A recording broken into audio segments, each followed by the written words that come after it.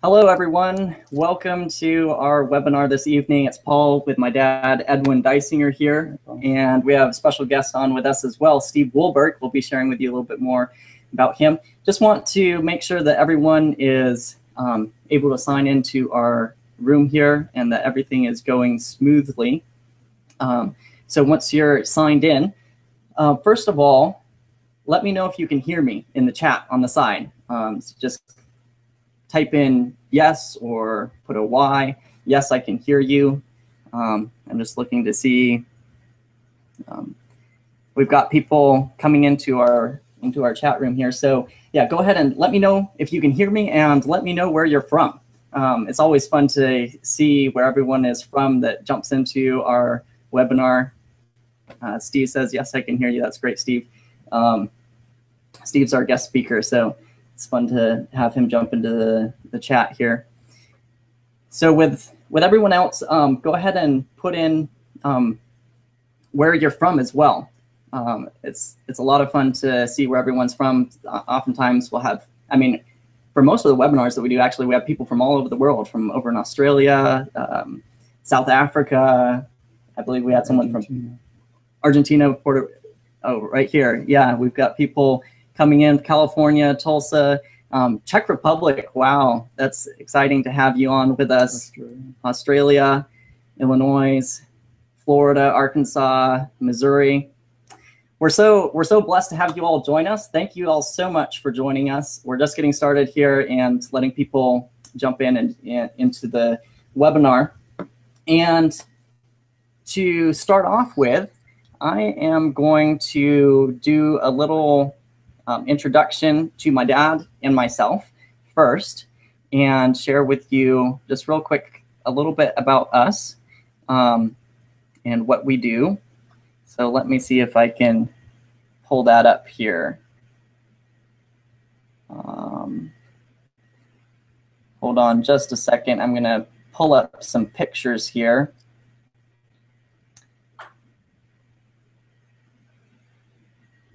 And just going to share the screen. All right, here we go. So here's a picture of my dad and myself, and we live on Bountiful Blessings Farm. I'll share a little bit more about that. But just as I'm starting out here, I want to say a special welcome and hello to my fiance. I'm sure that she's on this evening as well, Natasha Neblet. And she's the most wonderful girl in the world. We're scheduled to be married this next February, so that's exciting. So that's a big event coming up in my life. So hi, honey. I'm really glad to have you on. And like I was saying, my dad and myself live on Bountiful Blessings Farm. It's a farm that is a partnership between my dad, Edwin, on the left here, and my uncle John on the right, our two brothers. And so our two families have run the farm. And through the years, we've grown over 70 varieties of different vegetables, herbs, and berries. It's a family business, and we also grow straight through the winter. So I'm just going to run through several pictures here quickly. This is a fun one because you can see our winter harvest with the snow out there. And in our webinar today, we're going to be talking about winter gardening and how you can do this on a budget, how you can grow these beautiful veggies without breaking your pocketbook at the same time. And so, like I said, it's a family business. It's fun having the family together. This is my cousin Caleb on the left and my nephew Caden helping pack produce boxes. Here we are out in the field praying over our crops. Some more pictures of our crops. My dad harvesting. Oh, we have some of the sweetest carrots. We're going to tell you a tip here of how you can have some of the sweetest tasting carrots ever later on. Carrots that your kids will love, just like my nephew Caden here. Absolutely amazingly sweet carrots. It's an easy trick that you can use. So these are some more pictures from our farm, some Swiss chard that we grew, raspberries, green beans, out transplanting with the kids, my uncle with his son out on the tractor. So this gives you a little taste into our lives, just seeing kinds of things that go on in our lives, kind of our little background here with farming. My family's history doesn't go back with farming very far. My uncle started the farm in 1998, but we have more of a medical background with my grandfather being a doctor and then my dad working in public health. And then we joined him. in 2006. My brother John was an educator. Yeah. So and then a couple years ago, I worked with the family farm for several years, and then a couple years ago, I started an online gardening course and a business where I teach people how to grow their own food, and that's what we're bringing to you today. This is through my business, Born to Grow, and I have an online gardening course and resources and a membership. And so we're bringing this to you today, hoping that we can give you some very practical hands-on things that you can do, that you can take away from this webinar and use to grow winter veggies. So here's a beautiful picture of our farm. And so let's do a quick overview of what we're going to cover. We've got a lot to cover. We're going to be moving very quickly. And we're going to start out, so this is just a bird's eye. We're going to start out with a little news flash of what's happening in the world around us right now. Yes, we're talking about gardening, and we're going to tie it back into gardening, but Steve has joined us. He's a good friend, and I'll give him a better introduction here just in a little bit after we go through this overview. But he's going to be sharing with us a little bit of what's happening in the world right now, what's some benefits of gardening, especially now as we see rumblings in our world, and some current events that are going on, and even a little bit about how it ties into Bible prophecy. Then we'll come back and we'll be talking about real practical ways that you can grow your own food, which plants to grow in the winter, the #1 critical factor for a successful winter garden, the purpose of protection when it comes to growing in the winter, practical ways you can protect your veggies, and why you should be growing your own food. So let's start out, let's jump right in, start out with our news flash. What's happening in the world right now? And let me just jump back here on the screen and introduce to you our friend here, Steve. Steve has joined us. He's a television producer, radio host, and international seminar speaker that speaks all over. He's an author. He's also an author of 24 books. He's been a guest on over 500 radio and television shows, and has spoken by special invitation to the Pentagon and the U.S. Senate. So it's really a privilege to have him join us this evening. And he knows what he's talking about when it comes to current world events and what's happening in the world around us. He's also been featured on the History Channel, in documentaries about the Book of Revelation, and also on National Geographic, I believe. Wasn't it, Steve? Were you on National Geographic? National Geographic International. National Geographic International. All right, but the most important thing here is that he's been a family friend for years and years and years, Dad. Well, Steve and I were good friends, and my wife also. We were all good friends in college. So goes back many years. Let's jump right in here, Steve, with talking about. Well, we're gonna get into news and what's happening in the world right now. But first of all, a little bit about yourself, your family, what you do. How does gardening play into your life? Well, I'm hoping that you can see me here. I am in Hugo, Oklahoma, with my family, although they're not right here in front of my little lap. We've been here for almost a week. And a weekend event, Bible prophecy. We're heading back home to North Idaho, where there are in the area, especially in the state of Washington. And we are right on the border. We live, which is right next to the border of Newport, Washington, and in central eastern Washington has just been devastated by a gigantic fire, which they're saying is one of the worst fires that any state has had in the history of America. Really bad. And there's a lot of smoke in the area. So when we head back home tomorrow, we're hoping that some of the team will have help with the fires. But anyway, my family's doing good, and we're here happy to be serving the Lord. It has been very good to us. And I think, Paul, you have some pictures of my garden. I also am an avid gardener, although not as much of an expert as Paul and Edwin are. But we have a garden, and we've planted fruit trees, and we are doing the best that we can with God's blessing. Grow our own food so that we can as much healthy food from the soil as possible. So that backyard, you can see some fruit trees, and They caught a little snake, so they're enjoying that little snake. You can see the trees. We live up against a mountain in Priest River. We've planted about 20 trees, and there's the garden. Looks pretty much that the corn is getting ripe. We've got a big strawberry patch back there, and tomato plants, and some spinach and green beans, and it's a tremendous to have your own food. There's Seth picking some raspberries in the raspberry patch this summer. See, we're doing the best we can to live off the country and to get our Creator as we can. So that's a big part of our lives. Absolutely. I grew up in the Hollywood hills of Southern California, and it's a big change.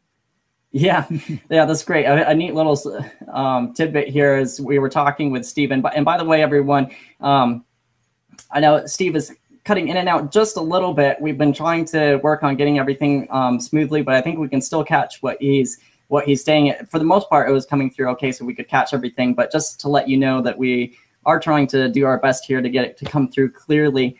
And then also, just a neat little tidbit here.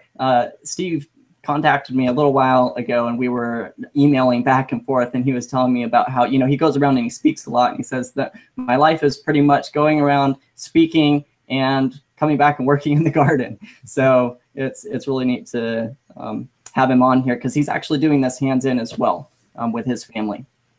That's great. So Steve, when you look at the world around us and what's happening in the world, what are some of the things that encourage you that gardening is the right thing for you to be doing right now with your family, and that it's important to know how to grow your own food? Sure. Let me just read a couple of Bible verses here. In the book of Genesis, chapter 2, verse 8, the Bible says that the Lord God planted a garden of Eden, and there he put the man whom he had formed. So if you go back, obviously, God's plan was that man would live in the garden and grow his own food. And then I turn a couple pages to chapter 4, when after Adam and Eve sinned, and Cain was the first one to commit murder. He killed his brother Abel. It says in Genesis chapter 4, verse 7, that Cain left the presence of the Lord. It says he went out and he built a city. So you go from the garden, and then it's just a couple pages later after that the world is so wicked because of sin and because of the descendants. Genesis chapter 6, verse 11 says the earth was corrupt before God and the earth was full of violence. So you go from the Garden of Eden to sin to Cain, and then the whole world is just full of sin, and it's in such a sin that God finally decided to destroy the world with a flood. Basic sin about my life growing up in Southern California, growing up surrounded by Hollywood, city, and I know not everybody can. God got me out of the city, and when I married my wife and when we had our children, the Lord led our family live in the country so that we could get away from a lot of the temptations and the violence and the noise that is just. And so now that we have property and our kids are growing up surrounded by trees instead of by concrete, I can tell you that it has been for me personally. It's helped me to come closer to God. It's my mind, because of less noise, less temptations, less of the craziness of the city, opportunities to grow our own food. Not everything but a lot of it is. And I just feel like before the crisis comes, that country living is vital to our spiritual life. And is very beneficial to our health. It just helps us to get stronger, to be more prepared for what is coming in the future, which is where we tie into prophecy and what's happening in the world that are leading leader in Jesus Christ, I think country living and good food is beneficial to the body for what's coming. That's the way I see it. Hey, Steve. Really appreciate Yes. really appreciate that. Appreciate your sharing. Quick little suggestion here from someone out in the audience, actually, and that is, if you look up at the top of your screen, there's a bunch of little icons, and if you click the one that has the little camera with the dash through it, it might help your voice come through clearer if you don't have your camera on. If you're turn the video off. Do you see? I see a video link, but there's no dash through. It just some polls, pop-ins, or video, but I don't see any dash through the video. So up at the top, if you put your cursor over top of them, you should see, do you see a little settings button and a red phone? If I click video, I see the link. Okay. If I'm on the video tab, and when I click settings, I do not see the links you're referring to. I see select video, quick hoops demonstration, Caterpillar tunnel demonstration. Oh, okay. Okay, just a second here. Now, if you move your cursor over to where your face is actually on the video itself. Got it. And then okay, I see right that. up at the middle at the top, there should be a little camera with a little dash through it. Yes. Try clicking on that, and let's see if your voice comes through better. We won't see you, but we might be able to hear you better. Okay, I've just my videos, so you'll have to tell me how I sound. Okay, I think that you are coming through better, clearer. Unfortunately, we can't see you, but your voice is coming through clearer, so we'll be able to get your message better. And I can put a picture of your family up here. Okay, that's fine. Alrighty. Okay, I'd like to go from here. Sorry, what was that?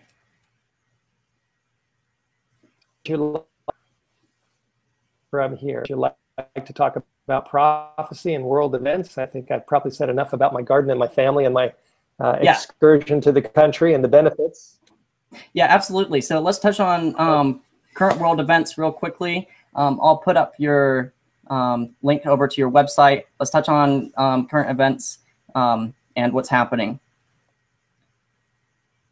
Okay, I think we all know that this world is in our area, and Idaho, the air is very red because there's a lot of fires.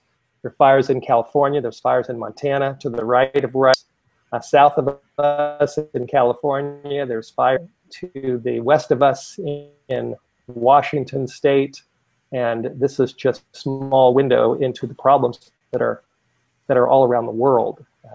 We live in a world that is in crisis and that is getting into crisis. The fluctuations of the stock market, the global economy, what's happening in China, the increase of natural disaster. Oklahoma, the area that we are staying in right now with some friends, was almost underwater this past summer because of just incredible flooding. Anyway, the list just goes on of the problems that are in the world. One of the big events that White on the horizon is the visit of Pope Francis to American soil, which most is daily reported. And the Pope will, September 22nd, on September 24, he will speak to a joint session of the U.S. Congress on September 25, which is he will go to New York City, and he'll speak to a very large gathering of world leaders, the United Nations, and then the next day, speaking to what's called the World Meeting of Families. It'll be a massive gathering of people. He'll speak from that Abraham Lincoln spoke from when he gave the Gettysburg Address. And I'm sure that the media coverage will just be massive. now is that because of the problems in the world and the environment, issues like climate change that are being discussed and debated, more and more world leaders are looking at Francis as the moral authority on planet Earth. It's amazing that he is actually the most popular human being right now. He has the most influential Twitter of any person that tweets. If people know what Twitter is all about, he's extremely well liked, and he just, of course, he seems like a very nice man. I certainly wouldn't want to deny that. And two, by world leaders and by various different kinds of religions, different religious groups, as the answer man, to give recommendations and suggestions to solve the world's problems. And from one perspective, people think, hey, this is a good thing because we're in a monetary crisis. We're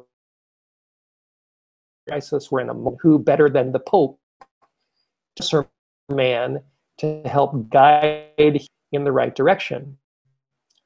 But there's another side to this, and that is that Pope also represents the Roman Catholic religion, and it was about 500 was a huge rupture within the Catholic Church when Martin Luther and a whole host of other people wrote, and they began to protest against many of the teachings which the church still holds today. And it's what has been called in history the Protestant Reformation. You go forward 500 years, today it seems like we're right up front and center between Protestants and Catholics, that a lot of these issues have just been pretty much tabled. A lot of people think that the Reformation is over. It's just there's nothing to protest anymore.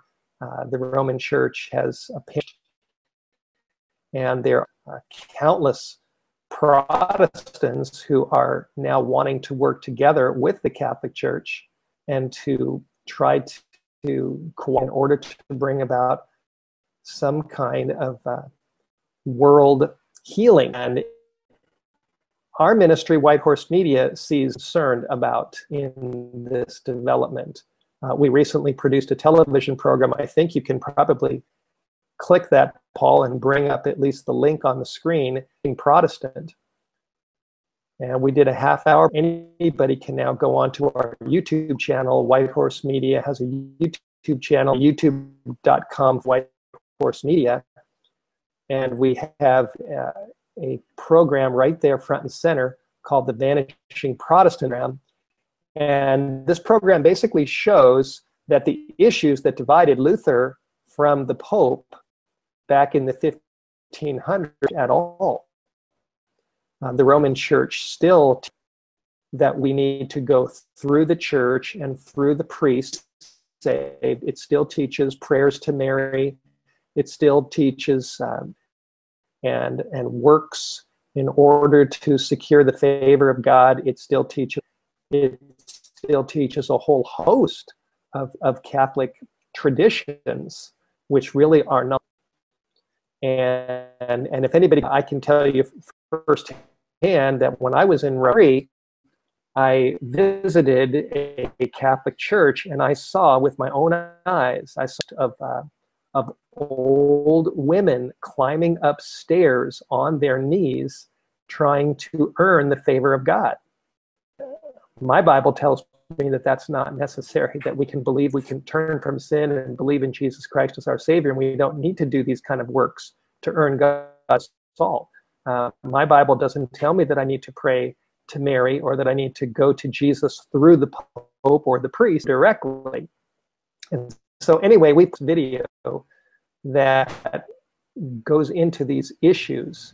And not only that, but it's significant to realize that if you go back to Reformation, if you look at the teaching of Martin Luther, and also later on John Wesley, who founded the Methodist Church, Luther founded the Lutheran Church, John Calvin in Europe, and Charles Spurgeon, who was a great Baptist pastor in London, and the list just goes on, from a prophetic stand, studied prophecy as well. They studied about the woman who was riding a beast in Revelation 17. They studied beast, chapter 13, that has a mouth speaking great things, that makes war on the saints. And if I go to Revelation 13 and open my Bible here, that during the closing, the Bible says that all the world after the beast, and verse authority would be given to him over all kindreds and tongues and nations.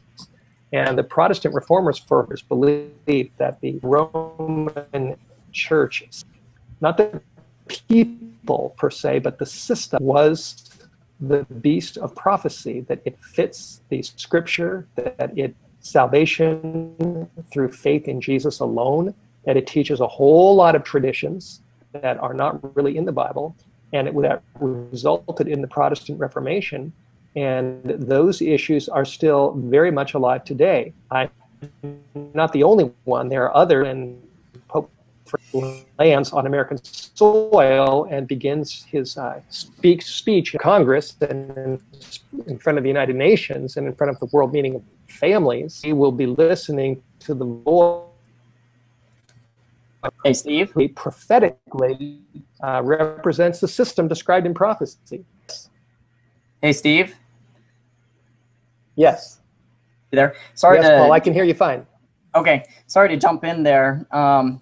It's been a little bit choppy throughout. We've been able to get a gist of what you're saying, so I really appreciate it. It adds value here. Maybe we should kind of give us a little nutshell of the biggest thing that you want to leave with our viewers. Unfortunately, just because of the kind of choppy audio condition, it's a little bit hard to catch everything. And so I was wondering if maybe we could just come down to a little nutshell of what you want to leave with our viewers of when it comes to what's happening in the world and how that relates to growing our own food. Try to simplify it, as we mentioned.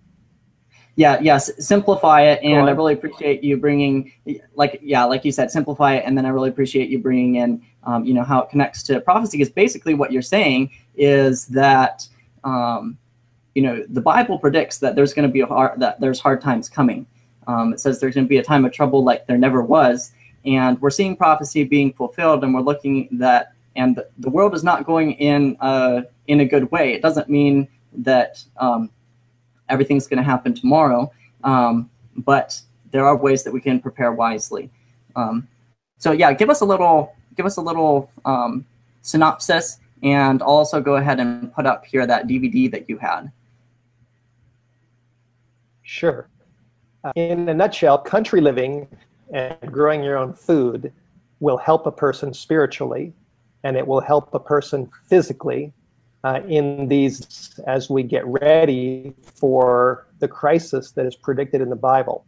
From a prophetic standpoint, I see the visit of the Pope to a marrying up with Bible prophecy in Revelation chapter 13, and it is another among many indicators, such as the fossil disasters in ISIS, etc., toward a crisis, and that Bible prophecy is being fulfilled in front of our eyes. All of these are indicating that we need to get ready for what is ultimately. We're not going to be saved by eating food, even healthy food, and we're not going to be saved by living in what is beneficial to our spiritual lives, but our salvation is through Jesus Christ and through developing a strong relationship with Him. We do have a DVD which is called Earth's Final Crisis, What You Must Know to Survive. That DVD deals with the future from the standpoint of Bible, the things that we need to know to get ready for what we just need to avoid all the traditions of men, and to the Bible, to simple living, and to a strong relationship with Him, so we can be ready for what's coming, and we can be ready to get off this earth when Jesus comes. Amen. Thank you so much, Steve. I appreciate it so much. Yes. We really appreciate you joining us. It's a real privilege to have you on friend, goes back all the way to when my dad was in college. That's great. And for sharing your wisdom with us and what the Lord has been teaching you as well, and sharing with us about your experience, your family, and the garden. Before we jump into the gardening section, is there anything else? Is there anything else that you wanted to say real quick? I don't want to. It sounded like you are kind of wrapping up. I don't want to cut you off. No, I think I've said the main things. Like I said, country living is valuable. It's valuable to help us to be strong now as we get ready for the crisis that is coming, and the indicators are all around us that crisis is at the door. Yeah, absolutely. Thanks so much, Steve. Steve's going to be on here for a little bit longer with us, and then unfortunately he has to go because he's going to be traveling, so he's going to miss out on the question and answer time.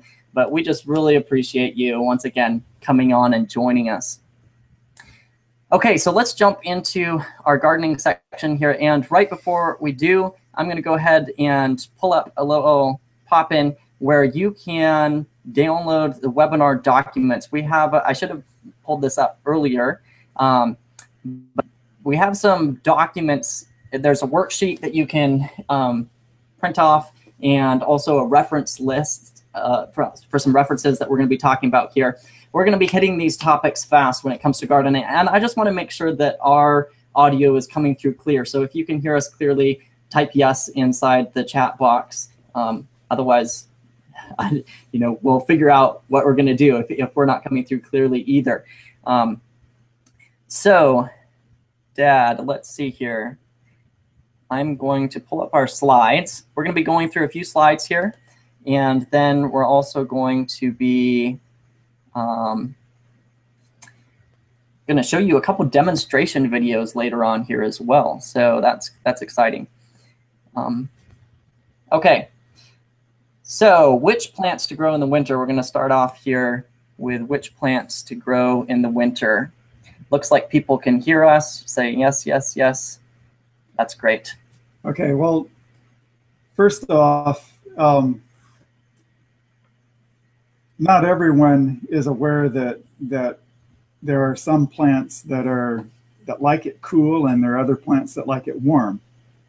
And if you just imagine, climbing a mountain, as you get higher and higher, the plant communities change, and maybe lower down you have trees, and then eventually you get up above the trees, and you have an alpine plant community up there, whereas down below you have a very different kind of plant community. So as we go through the seasons, you'll find that your plant communities change as well. As Paul mentioned earlier, my brother John and I, neither of us had a background in farming, and it was new to us to discover that there's a whole different weed community in the wintertime. We were thinking, winter means no weeds. Yeah. Well, it's not true. At least where we live, it just means a different set of weeds. So you need to know which plants like it cool. And we're talking about growing through the winter without heat. We're talking about using very simple, low-cost technology to grow plants in the wintertime.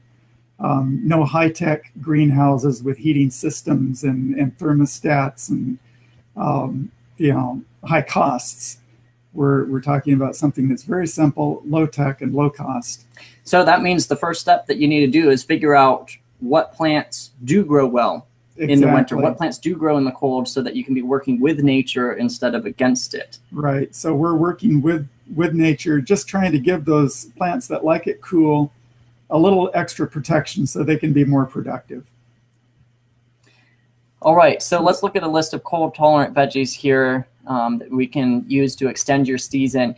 We've divided these into 3 sections: low cold tolerance, medium cold tolerance, and high cold tolerance. And I want to make this clear that this is based on our experience. We've been growing, I personally have been growing plants through the winter since the winter of 2006 and 7. And my brother John started several years before that. So this is based on our experience. I haven't seen a list of plants like this anywhere else. Yeah, okay, so... And this is our experience in Middle Tennessee. We're about 31 degrees latitude, something like that. Okay, so starting out with low cold tolerance, we've got, so these are veggies that they can handle a freeze. They can still handle a freeze, but they need, at least where we're growing, and just to give you an idea of where we're growing, it gets down to 0 degrees Fahrenheit. I don't know what that is Celsius. 0 degrees Fahrenheit about once or twice in a winter.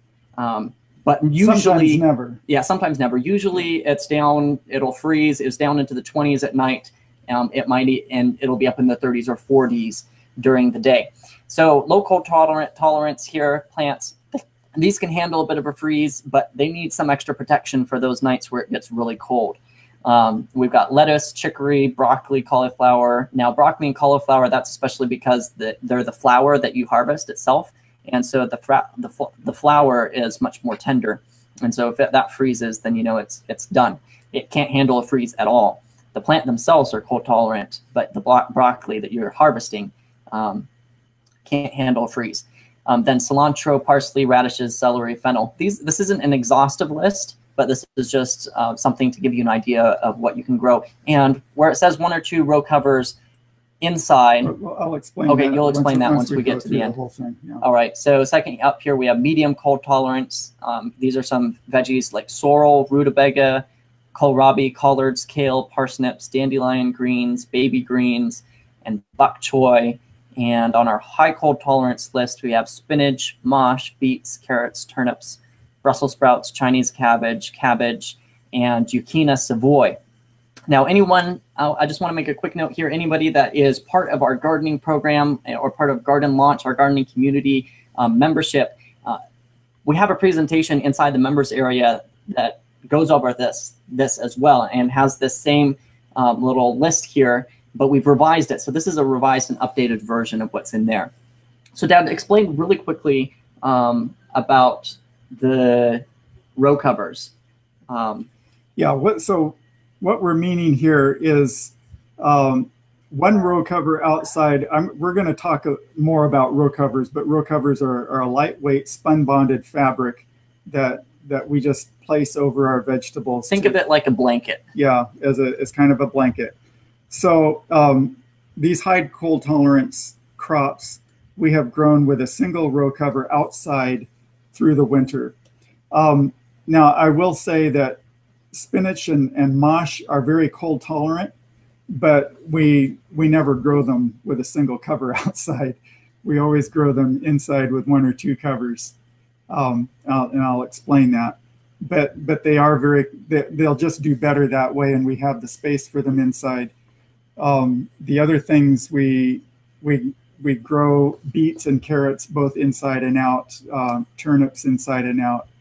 Generally, Brussels sprouts and cabbage we just keep outside because our inside space we need it for other things, and they're so hardy, we'll just leave them outside. And I don't know if we clarified this, but there might be some people on here that don't know what we're talking about when we say inside and out. So what we're talking about inside is inside what we call a hoop house. And that's just a structure that has a single layer of plastic over it. It's not heated, it's not insulated, anything like that. It just has a single layer of plastic over it. That's pretty much most of what we have here. Yes. And so that's a structure. So that's what we're talking about inside.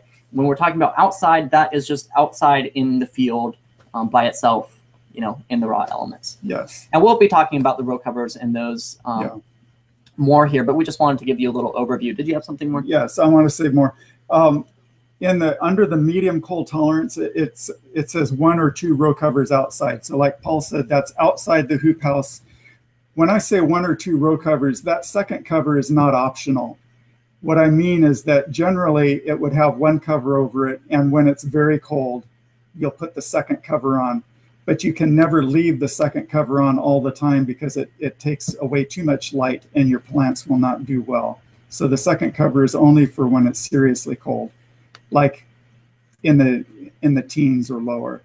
And then low cold tolerance, that's 1 or 2 row covers inside the hoop house. Again, that second cover is not optional. It's necessary, and it's used when it's very cold. Okay, so moving on here. These are all great veggies to grow in the early spring, fall, or even straight through the winter.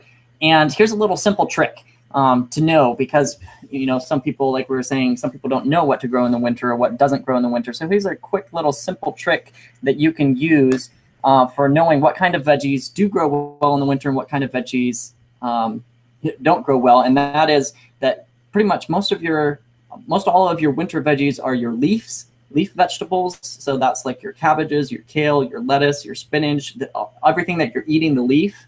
And then also they have root veggies. So your carrots, your turnips, your radishes, beets, all of those are in general cold tolerant. Now your summer vegetables are mainly ones that you're eating the fruit. So that's your tomatoes, your cucumbers, peppers, green beans, anything that you're eating the fruit off of it is most likely going to be a summer vegetable that will do better in the summer. So that's just a simple little trick to kind of know the difference. I would just say the 2 exceptions on the roots are potatoes. Yeah, potatoes, and sweet potatoes. Sweet potatoes especially are not, they're tropical. Yeah, so both of those, your potatoes ones. Potatoes can take some cold. You're going to be growing those in the summer. You don't grow them through the winter. Okay, so now you know what you're going to grow. Next up here is the #1 critical factor for a successful garden. And this is the first thing that you need to know to be able to make sure that your garden is successful. And that is, so the first critical factor when it comes to season extension is the timing of when you put your plants out. Often people might think that the first critical factor is making sure that they are, protected, they have the heat they need, something like that. But we can miss out on this one, and it's very easy to miss out on this one because there are sometimes really short windows that you need to get that plant planted for it to be ready to harvest when the winter comes in. Timing can make all the difference from having a harvest to absolutely having no harvest at all when it comes to extending your season or growing in the winter. Dad, maybe talk a little bit about the day length. So the issue on timing is day length. And what happens is that as the days shorten, growth on your plants slows down. And when you get to 10 hours or less of daylight, the growth of most plants will either stop or be very, very slow. We've noticed a few things do continue to grow. Spinach is one of them. But most things pretty much stop there. And so the issue is that if you want to have a harvest of fresh produce through the winter, you want to try to get your crops to maturity by the time your day length reaches 10 hours, so that you can have mature crops that you can be harvesting off of through the winter. And the trick is to time your plantings for that shortening day length. Your days to maturity, things that you see on the seed packets aren't going to work when you're planting for fall and winter. Okay, so like we said here, the critical factor is knowing when to plant it. This is a quick little diagram. We're not going to go into this. We go into this in our course in the members area, but it's a little planting calendar that shows you how it takes. It has the number of days to harvest on the left, and then your year going along the bottom, those months, August, September, October, November. So basically what it is saying, if, for instance, if you planted lettuce at the beginning of August, it will take about 50 days for it to mature. It's going to depend on the lettuce type. But if you planted it at the beginning of September, it's going to actually take 75 days to mature. And if you planted it at the beginning of October, you're talking about 120 days or something like that to mature. And so you can see how plants' growth slows down over time. So like I said, we won't be going into all of that in detail right here. But just wanted to give you a little visual of that bell curve. All right, bonus tip here for everyone, and this is something that we promised you when you signed up for the webinar, and that is candy sweet carrots. How do you get candy sweet carrots? Talking about, of course, okay, so first of all, you need to know when to get it planted so that it's ready to harvest in the winter. But what makes them so sweet compared to growing in the summer? And someone was saying they're having a hard time hearing you, so let's make sure that. So I think there are several factors that go into making a carrot sweet. Having a good soil with the proper amendments is something significant. But cold is the primary thing that's going to give you a sweet carrot. If you leave your carrots in the ground until you get a good frost or a good freeze, they sweeten up and they are really, really good.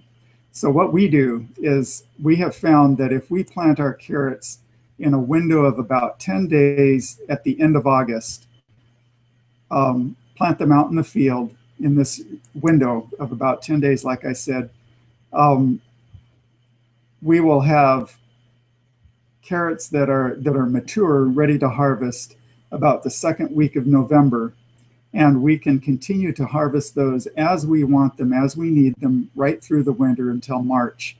In March, towards the end of March, they'll start to regrow again, and the quality starts to go down. But it is really wonderful to have your carrots stored out there in the field, and you just go and pick them when you want them.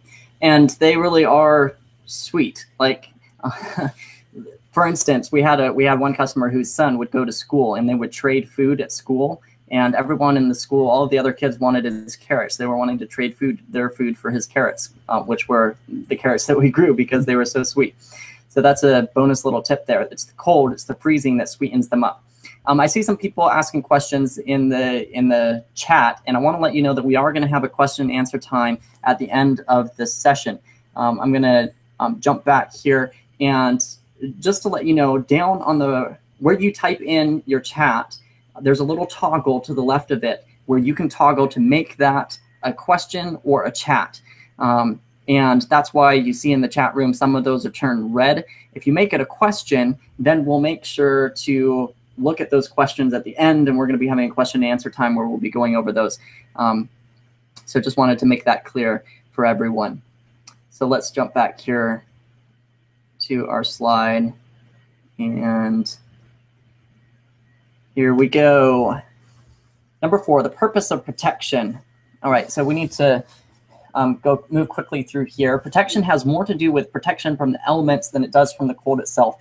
Now, when we think about winter gardening, oftentimes it's really easy to think about how we need to make sure that our plants have the warmth that they need to be able to survive through the winter, right? And so, but when it comes down to it, yes, warmth is a key factor, and some plants need more of it than others, like we talked about earlier, but at times, wind itself may actually cause the greater damage through desiccation of plant leaves and causing wind burn. It's like if you walked outside, you know, it could be 30 degrees, but if there's a wind, the wind chill might be down at 22 or something like that, especially if it's damp or if it's wet. So it's the same thing with your plants. Wind can do a lot of damage, and plants can handle a lot colder temperatures if they have a completely still environment where there isn't any wind. The more still the air is around the plant, like I just said, the more it will be able to handle. So let's jump into... And I would say that is the specialness of plastic, of having them under plastic. Even the floating row cover does not provide all the protection that plastic does. Yeah. Okay, so let's jump right into practical ways to protect your veggies. And let's see here. We're going to start out with the very basic and move on to more and more complicated. And so when it comes to the very basic, we're talking about where you basically don't have to hardly spend any money depending on your situation. First of all is to look where is the most protected area around your house. A windbreak or a hedge, something that blocks the main wind, can be very helpful. And windbreaks or hedges can not only protect your veggies, but they can even raise the air temperature in the protected areas by even a couple degrees. So that's something to keep in mind when it comes to starting out with practical ways to protect. Just a second here, friends.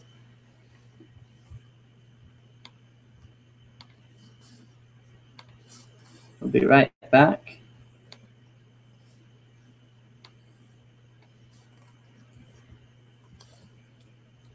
All right, so next up from a wind break is cold frames. You might have heard of these before. They are a little, you may be able to make one yourself out of old window around your house, some clear plastic or something like that. You could try and make them as economically as you can, but they are going up a little bit more expensive when it comes to building one of these. The cold frames, they're pretty traditional and could be a great option for a home garden. Basically, it's a structure like you see in the picture with a piece of glass or plastic over the top. So it's almost like a raised bed that you're growing your food in, except you don't fill it up with soil. You just put it over your plants like a little house with a clear top. This is a very nice looking one, but I've heard of people who use old sliding glass doors or windows for their covers. All right, and here's one that's a little different style. The glass or the plastic can then be tilted up for ventilation because you may want to make sure that they get good air inside there as well. And this can be effective if you're only wanting to grow a small amount. But due to the labor and cost involved in making a cold frame, it might not be the best or the first choice, especially if you're wanting to grow on a larger scale. So when it comes to just growing a little bit of salad greens, you could definitely use one of these outside. So that's an option. Our favorite here, though, is row covers. And we've already mentioned them, but we'll just do a quick little review here. Row covers are perhaps the overall best way to protect veggies from the cold because they are very effective for the amount of cost and labor involved. It's a simple, lightweight fabric cover that you can spread out like a blanket over your veggies. Works great as a little blanket. And some benefits of row covers are that they're lightweight, they're easy to handle, they allow light to pass through them, they're breathable, they protect from the wind. Now, they don't protect from the wind quite as much as plastic does, but they do protect from the wind. Yes. And they can increase the temperature underneath them, and they're very cost effective. They're not that expensive, especially if you're growing in a small area. So if you choose to purchase a row cover, what would we suggest, Dad? Well, there are different thicknesses. The thicker the cover, the less light it allows through, but the more protection it gives. We have found using a 1 ounce thickness, that's a grade that they grade different weights of cover by. We found that that's kind of a medium weight cover, and we found it works very good for us through the winter. It allows about 70% light to pass through. And so we found that we can use that medium weight row cover in the field. We leave the crops covered with that single row cover most of the way through the winter. Yeah, and that's where we are here in Tennessee. So, and they can actually increase the temperature under them by 5, maybe even 10 degrees Fahrenheit. So I would say it'll be around 5 or 6 degrees at night. During the daytime, of course, it'll be quite a bit more. Yeah, in fact, you might want to even take it off if it's a really sunny day. And then when it comes down to it, you'll want to make sure, you could just put the row cover out across over the plants just like they are. And there are some plants that we do that, right, Dan? Yeah, we just lay it on top of our carrots, for example, because we're not trying to save the greens. We don't eat the greens. Some people do, but you know, for a whole field of carrots, we're not trying to save the greens. And we also lay it on top of our beets, because in the field, we don't try to save the greens of our beets in the field. But if you're going to eat the leaves that you're covering, you'll want to prop the cover up off the leaves. You don't want it touching the leaves, because they'll tend to get frostburn. Yeah, and so how we do that, one simple way to lift the cover up off of the leaves is to use like a wire hoop, like you see in the picture here. You can just put these little wire hoops on, and in the resource document, there's resource link out to where you can purchase these wire hoops, and then you just spread the row cover over top of them and then sandbag them around the edges. Another way is to build quick hoops, which are like miniature little hoop houses. And so tell you what we're going to do here is I'm going to actually show you a video from inside our training program where I demonstrate how to build a quick hoop. So you'll get to see it hands-on, what it means to build a quick hoop.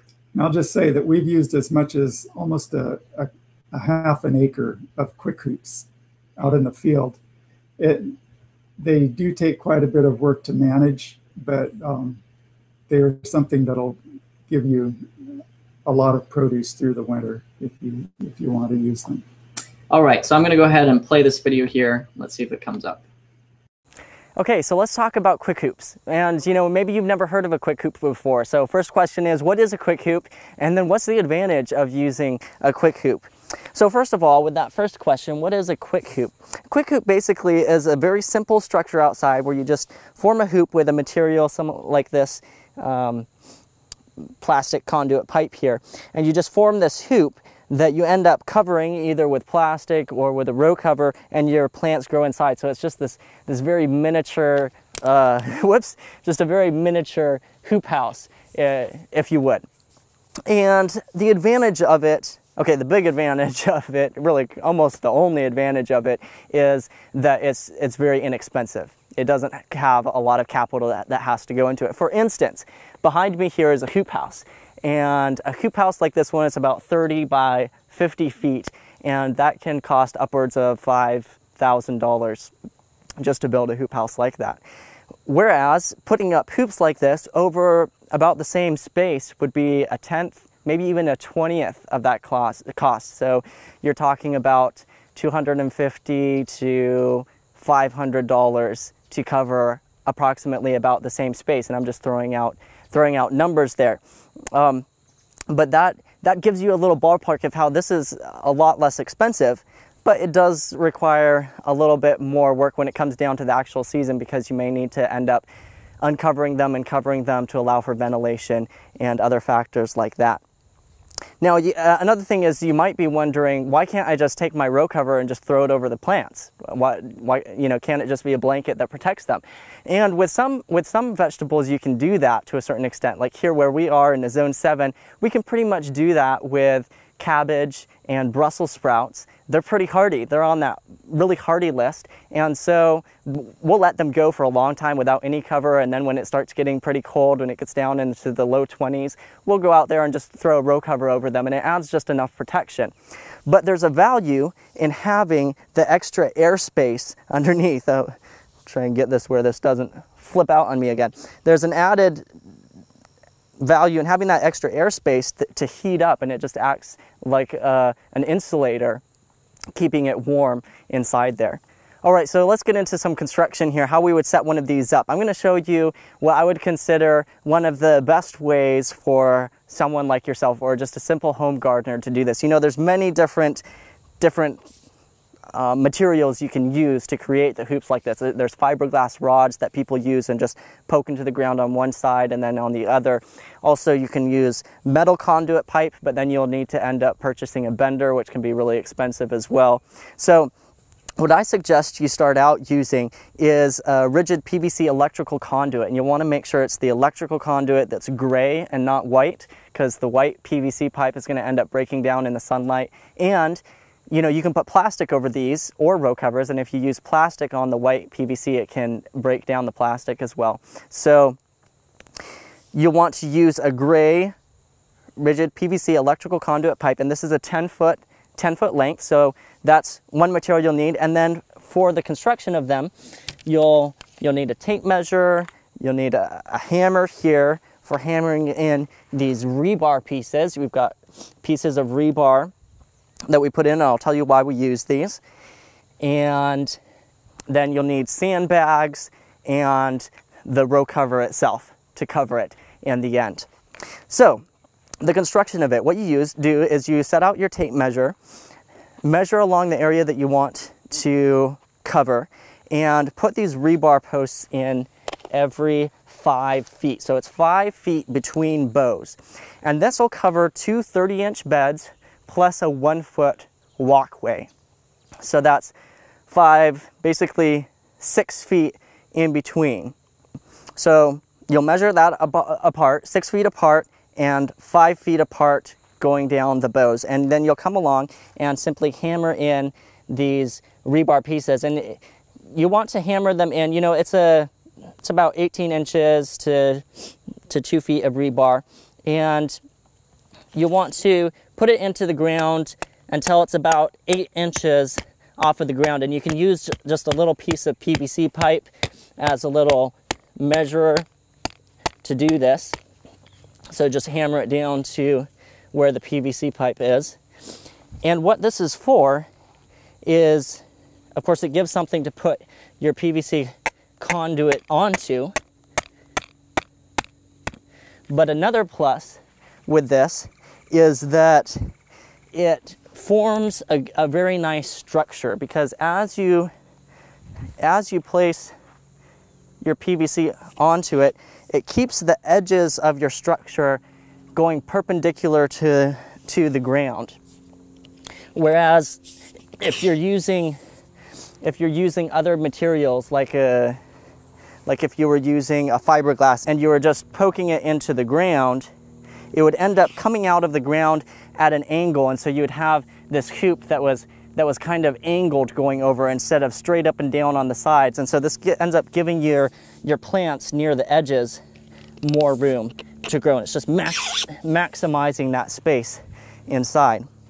So it's, as you can see, it's very simple to set up here. And then once you have it set up, the next step is to get your row cover and put your row cover over it. A little tip with this is that we like to pull it tight from the ends first, and then come along and sandbag it on the sides. And these sandbags are super important, especially if you live in a place where it's windy. You know, here in Tennessee, we can get winds up to 50 miles per hour, and we pretty much need to use a sandbag on every bow of the quick hoop. Otherwise, the winds will just come off and blow the row covers away. So it's important to be able to get your row cover down tight and sandbag it down so that it stays. And then, you know, if it's a really hot day, you can come out and take the sandbags off and lift the row cover over, give it some ventilation. Or if you're coming to harvest, again, you just take the sandbags off, pull the row cover back, and you can harvest inside. And it makes for a great way that you can protect your veggies pretty simply and for a pretty low cost when it comes down to it. You know, these these PVC conduit pipes are just, you know, $1.50 each or something like that. So it's a great way to do this. Now, another thing to note here is if you are living in an area where it's a lot colder and you're having to deal with working with a lot colder temperatures, something that you can do is well, first of all, you can use thicker row cover like we talked about earlier, but you're compromising there. Or you can double up your row covers. You can use 2 row covers. But if you do that, you may want to be a little more proactive to only put that double row cover on during the coldest seasons. In fact, this last winter we had some broccoli that we wanted to take just a little further, and so we decided to double row cover it.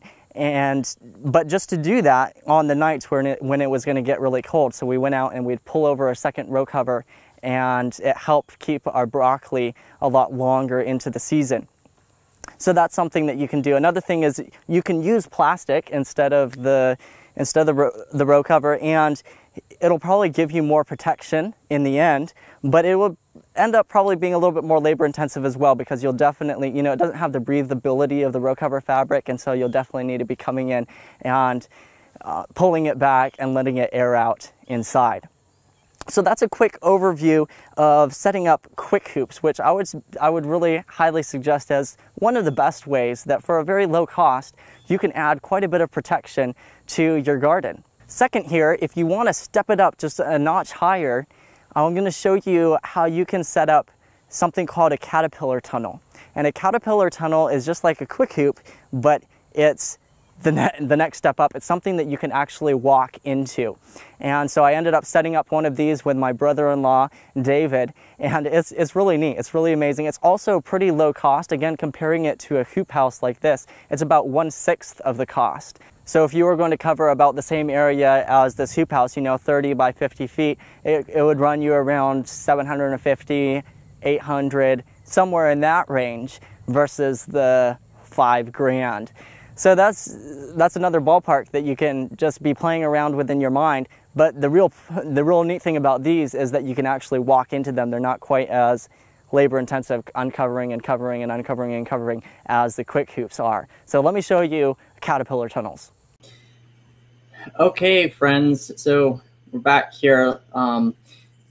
Let's look at, so that's a quick hoop, quick overview. How many of you think that you all could build one of those? Really simple, right? It's not that hard to put up one of those. It's really easy. Next up, I said I helped my brother-in-law David build a caterpillar tunnel, or a high tunnel is what it's called. And truth is, he really built it pretty much himself. I did come over. My dad and I helped him. Dad helped him more than I did. I came over and videoed most of it and helped a little bit as well. Caterpillar tunnel is basically a larger quick hoop that you can walk under, but it is much smaller and simpler to construct than a full-size hoop house. So now we're going up to the next level. We started out extremely simple, like a hedge.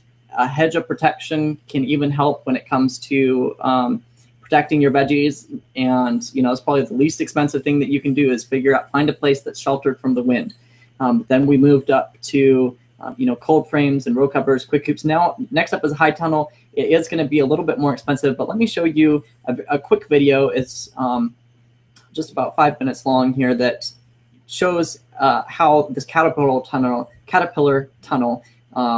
is built. So we'll play that right now. So a caterpillar tunnel or a high tunnel is the next step up from a quick hoop, and in many ways it's like a very large quick hoop. You'll see some similarities between the two, and yet it definitely is the next step up, and it's kind of like a miniature hoop house in many ways as well, where you can actually walk into it and it's very comfortable to work in. So these are really neat, and when it comes down to it, there are many different ways that you could build them, but I'm just going to go ahead and show you how David built his here. The first thing is that you want to put in your ground posts, and he ended up putting them in about 6 feet apart. If you're in an area where you get a lot more snow, you may want to put them closer together than that, but 6 feet is a good distance. And then he used 20-foot long bows, which bent over covered around between 12 to 15 feet. And in between each bow, you'll want to put in a hook. And he ended up bending his own rebar hooks that he put in between each bow that ends up coming in handy when you're putting on the plastic. So once you have your ground posts in, your hooks in, and you've placed your hoops into the ground posts, then you pretty much have your whole structure finished. And so as you can see, it's very simple. The next step is to put on the plastic, and then you're done. And putting on the plastic, there's a neat little thing that you can do here for anchoring it down on each end. You'll want to make sure that you have enough plastic that it can come down to the ground on either end of the caterpillar tunnel that you're building. And a neat way to anchor it is by pounding in 2 T-posts right next to each other. You can even put their little ridges next to each other there, kind of acting like teeth. So you'll pound in these 2 T-posts next to each other, and then put your plastic in and push it all the way down to the ground, and even wrap it around one of the T-posts once. And then clamp your 2 T-posts together, and it just grabs onto that plastic and really holds it and anchors it down well on the end of your caterpillar tunnel. So then you'll just go down the caterpillar tunnel, pulling the plastic over it like you would a hoop house, although it's a lot easier because it's a lot shorter than a regular hoop house, all the way down to the other end, where you'll repeat the process of anchoring it into the soil again, putting 2 more T-posts in and pulling the plastic tight as you can from one end to the other, wrap it around the T-post and clamp those 2 together as well. So now you have your caterpillar tunnel, it's all set up, and you have the plastic over it. But the next step is that you'll want to come along with some string and run string back and forth over the plastic, holding it down and holding that plastic tight. And this is where those hooks come in, because this is what you're going to be attaching that string to. And a really good string to use is a parachute line, because it's very slick and it slides easily over the plastic. So get a roll of parachute line and tie it on to one of the hooks, and then crisscross it back and forth over the caterpillar tunnel, and you'll crisscross it over every other hook one way down, and then back up the other hooks the other way down. So you're crisscrossing this line all the way down and up your caterpillar tunnel. And once it's all finished, you'll pound those hooks down into the ground, really cinching down that plastic, cinching it down tight. And then to ventilate it, you can simply pull the plastic up on either side of the caterpillar tunnel and put little clamps to hold it up. So it makes the ventilation very easy, while at the same time giving you an amazing little miniature hoop house that you can walk in and work in very easily and very efficiently. Okay, so there you go. There you have it. There you have 2 different ways: quick hoops and a caterpillar tunnel. Of course, caterpillar tunnel is a little bigger, but it's still much more cost effective, like we mentioned, than a full-size hoop house. Now, as we come up to a hoop house, we're not going to go into detail about growing inside hoop houses and greenhouses. I have a whole presentation inside our gardening course on growing inside a hoop house. But just want to make a quick differentiation between a hoop house and a greenhouse, in case you're wondering. The difference between a hoop house and a greenhouse is a pretty simple technical one. Hoop houses are unheated. They don't have any heat source, while greenhouses usually have a heat source, and they might even have a double layer of plastic and some extra. Well, what that double layer of plastic does is they blow some air in between it, and it makes a little insulation for that greenhouse. So that's a quick difference between hoop houses and greenhouses. And of course, they're the next step up. And when it comes down to it, they are much more expensive than doing just a quick hoop. So if you have the capital to do it, though, we would highly suggest building even a small little hoop house can be excellent. And then you can use row covers inside that hoop house, like you see in the right-hand side of this picture, with wire hoops and row covers, and like we were talking about earlier with the different cold-tolerant veggies, small cold tolerance, low cold tolerance, medium cold tolerance, and high cold tolerance. Those low cold tolerant veggies, we talked about putting a cover inside, 1 or 2 covers inside, and this is what we're talking about in the picture here. That cover is inside the hoop house, so it's got a double layer of protection: the hoop house, and then the row cover, and then the plant underneath. So those are some practical things. Did you have anything that you wanted to add that before we jump into our next I'll section? just add again, for using the row covers, you never want to leave 2 row covers on a crop long term. The second cover is always just for the really cold spells. if you're in a place that stays cold for you know, a length of time, you may, you know, for a quick hoop, you may want to use plastic on it. We don't use plastic because it's just not practical where we are. We have to open it, you know, vent it too often.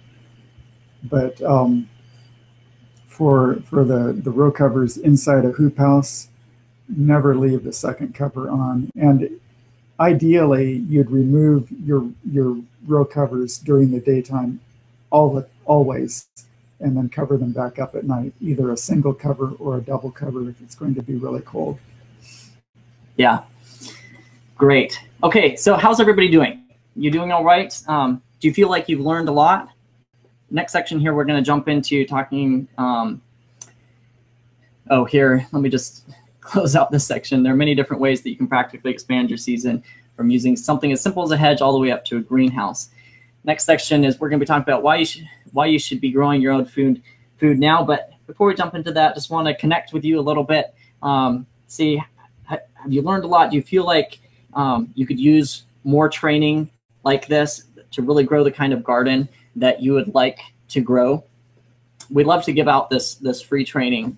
We've done several of these webinars now, and it's so much fun to have everyone jump into the chat and to interact with you and to be able to add value. Do you feel like you could take what we've just talked about in this webinar and implement something of it inside your garden? I see people saying yes, absolutely. Do you feel like you could take it and implement? Because that's what we want. We want you to be able to really take what you used here and implement it.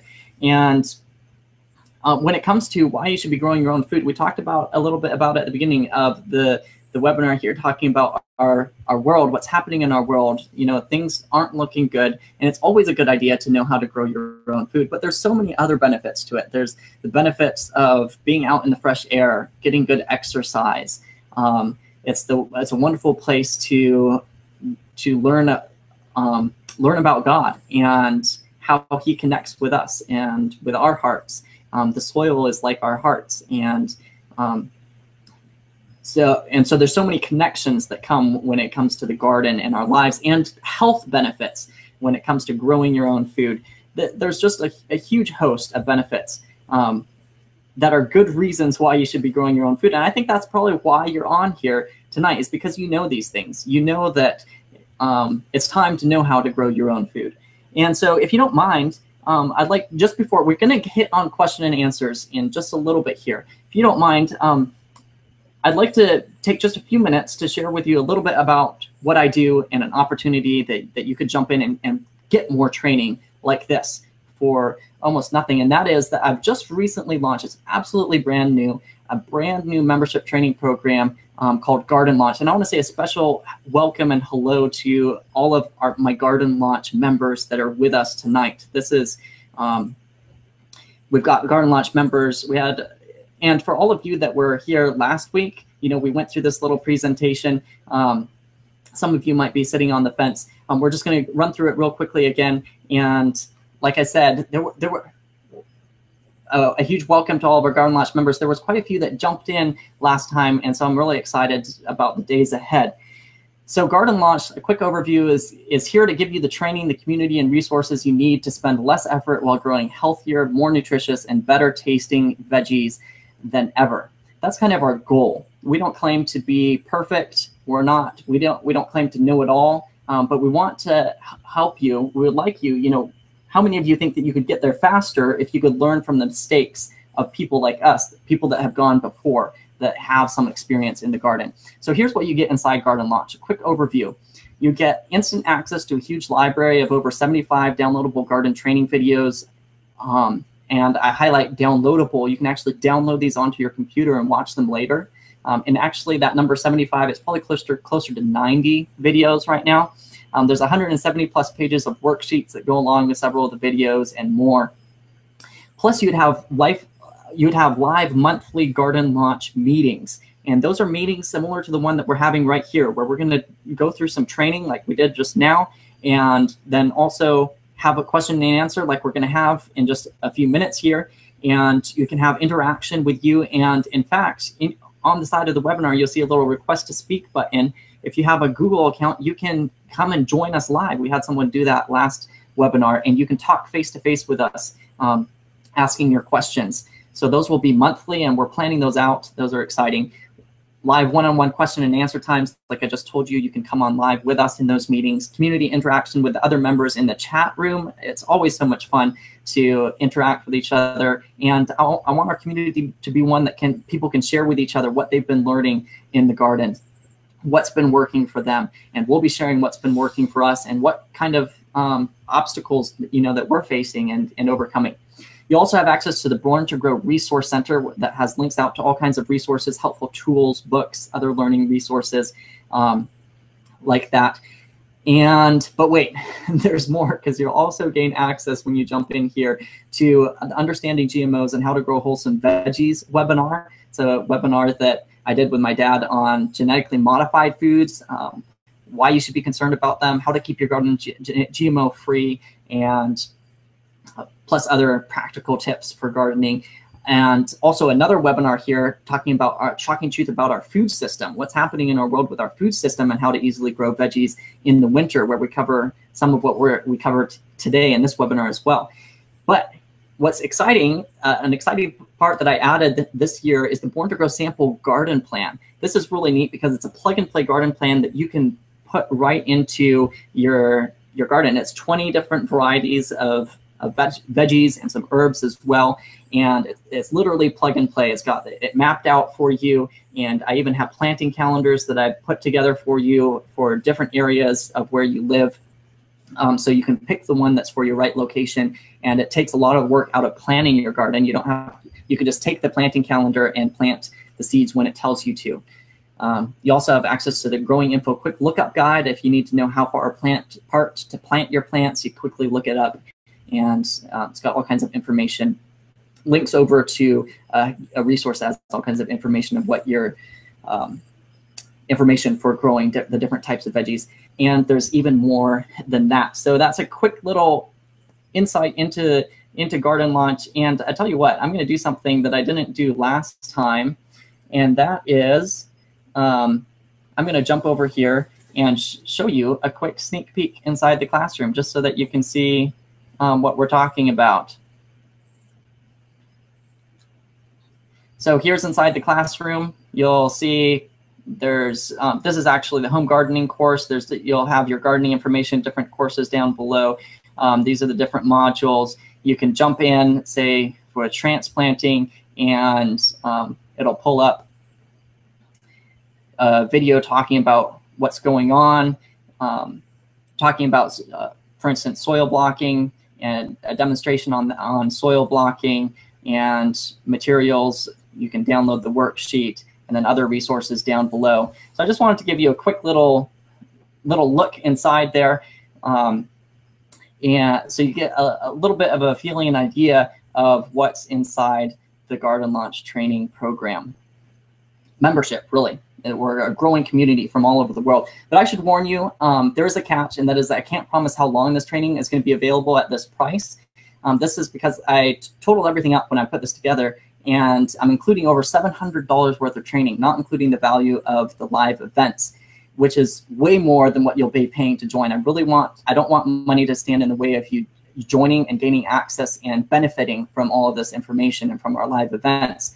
In fact, my sweet fiance told me to let you know that she thinks that I'm being extremely generous, or maybe even a little bit crazy, to give you this offer. So I put that in here for her sake. We're on the same page here. We really do want to help as many people as we can, and so I'm going to make your decision extremely simple for you. For just $1, you can join Garden Launch and try it out for a week. And if for some reason you don't feel like it's added 100 times the value to your garden, you can cancel with no questions asked. It's really that simple. There's no hooks. I'm not like trying to pull one off on you and hook you into a 2-year plan or something like that. It's really, you can cancel at any time. So you join for $1 for 1 week, and then if you don't feel like it's added 100 times the value, you can cancel, or you can come stay with the family and continue on for only $15 a month. And this helps us pay the bills and help us help more people like you and keep these live events up and running, because it really is a business and it costs money to do all of this. So helps us keep things running over on this end. So click the button to the right of this video that says Join Garden Launch Now and start launching your garden to new heights. I would love to have you join us. And for all of the other members in Garden Launch, give a little shout out to everyone in the chat and let them know what it's like inside. And real quickly, there's also a bonus for anyone who joins. I say before this program ends, but it's really going to go through today. So if you join today before midnight, you'll also be included in a special bonus conference coaching call with my dad and myself. And this is something that I offered at the last webinar as well. So if you were kind of on the line, this is your chance to jump in with that as well. So click the Join Now button on the right hand of the screen and jump in with our community, our growing community. The more people, the better, because we can learn from each other. Now, let's jump into our question and answer session. And if you have questions about that, we can talk about those as well. So let's jump in and talk, hit up some of these questions here. Let's see, let me pull up my list of questions. We've got lots of questions here to cover, so we're gonna cover as many of them as we can. Let's see here. Let's start out here with Pam. She says, is now a good time to start various seeds for winter harvesting? That's a good question. And actually, we're running late for most things for the winter right now. Most of your brassicas, it's too late to grow them. You can do lettuce now. In fact, if you wanted to have a continuous supply of lettuce, you can do 1 or 2 seedings of lettuce every week for the month of September on into early October. And that'll get you through most of the winter with lettuce.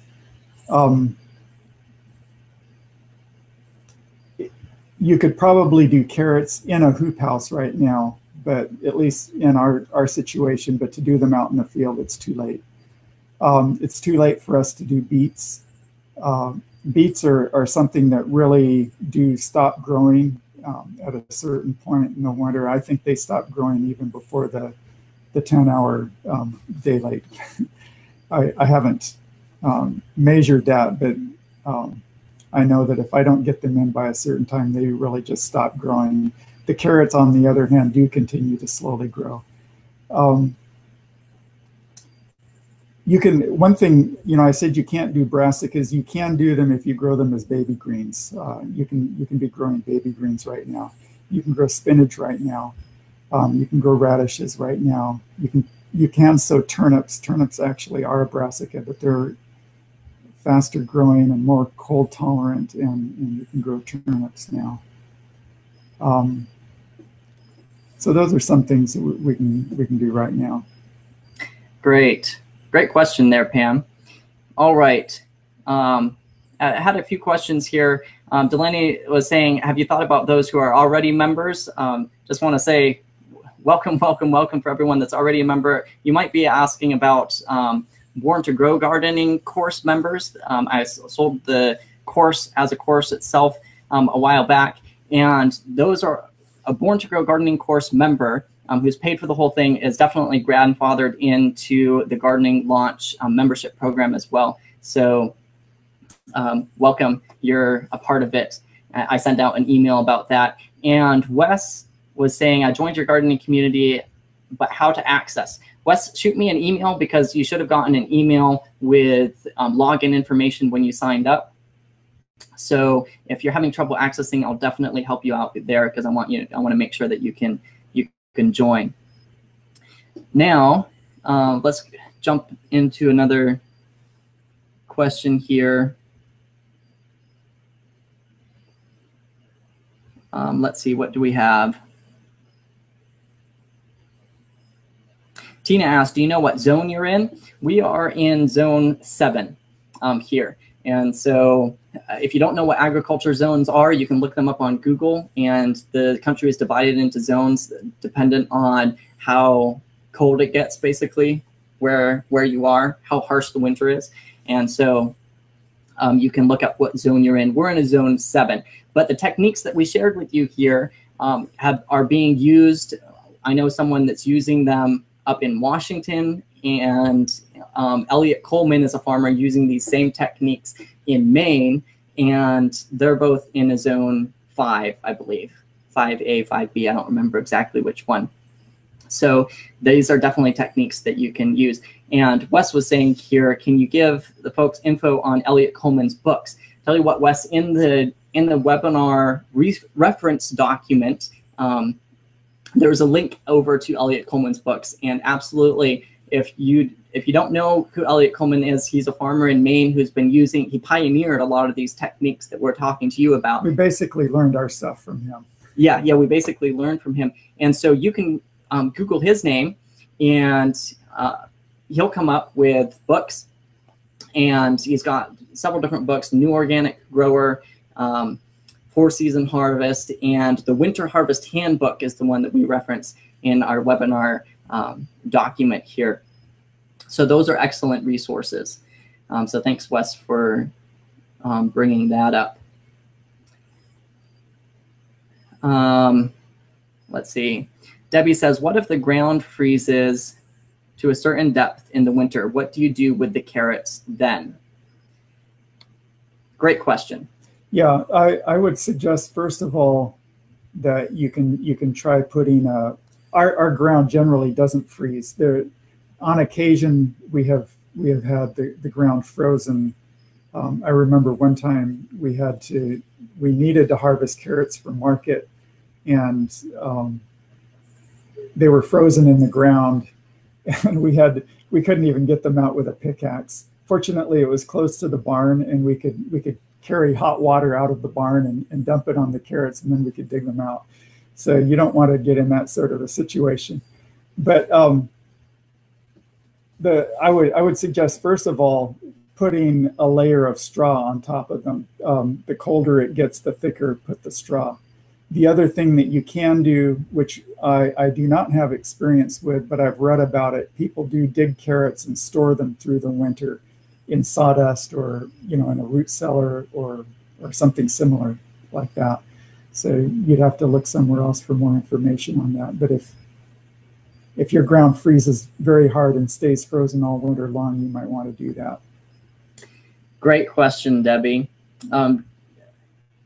Debbie also asked, I used to live in Maine, and typically there's quite a lot of sunshine, even though it gets very cold. In Michigan, we have mostly gray skies in the winter. How do the plants get enough light? Now we know some people that are growing with some of these techniques in Michigan too. Yeah, so you definitely can do it, but it is an issue. And for example, I mentioned taking the row covers off in the daytime. That if you live in a place like that, you very definitely want to take the row covers off in the daytime, especially in the hoop house, to give the plants more light. Okay, great question again, Debbie. Jackie says, is it possible to use the aisle runner left over from a wedding as a row cover? You know what? That's a first. I don't think we've ever had that question before. You could try it. I don't know how wide it would be. That would be my main concern. Yeah, because they're usually only like what, 3 or 4 feet wide, something like that. You could try it. If you have a really little bed that you're growing in, you can put it over. It's going to be helpful. Yeah.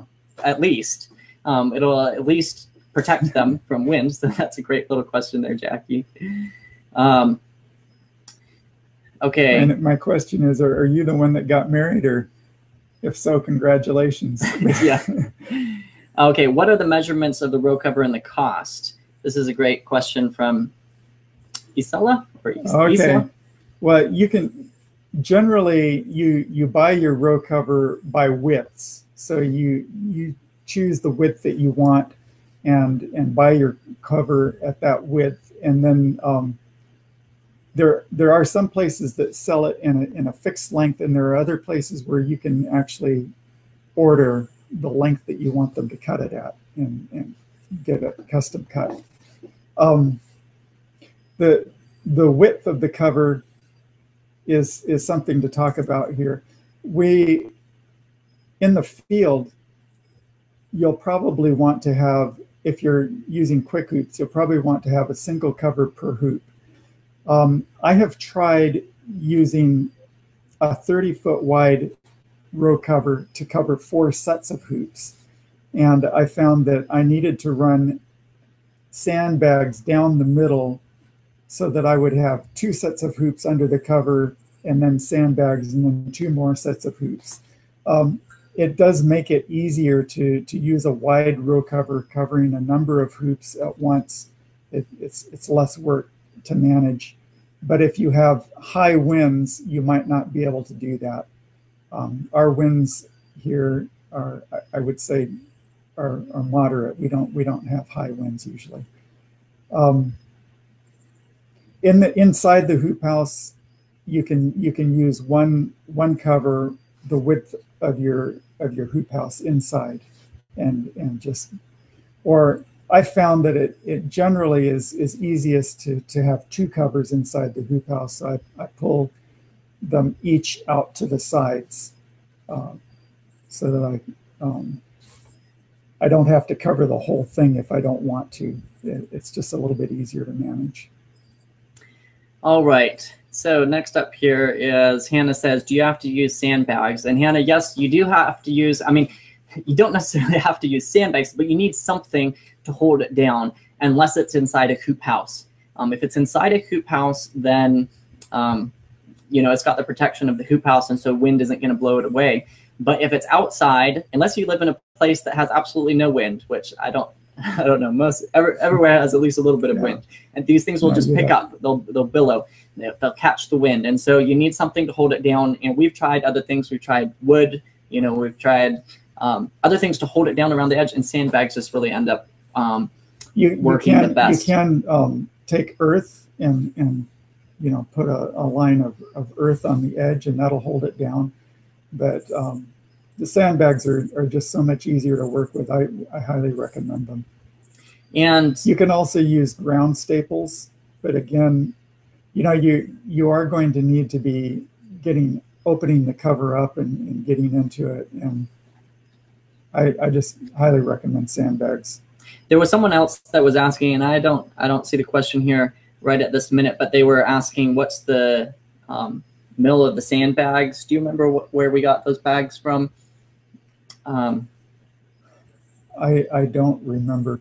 The one thing that I would encourage you to just double check on is to make sure that the material of the sandbags and the stitching that's used to sew them together is UV resistant.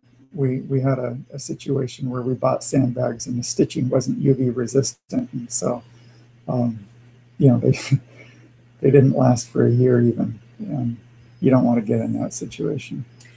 Okay, Lisa says, what about snow on the hoop house? Okay, let's touch on this because, in fact, I don't know, maybe it was you, Lisa, they even emailed me. Someone was emailing me saying, are we going to talk about snow and snow load? Snow on the hoop house, the best type of hoop house that you want to use is one that is called Gothic style. And so that is, it has a peak roof like this. Instead of Quonset, I think was the other one. A Quonset is just a round bow, like the caterpillar tunnel, like the video we showed you in the caterpillar tunnel, and like a quick hoop.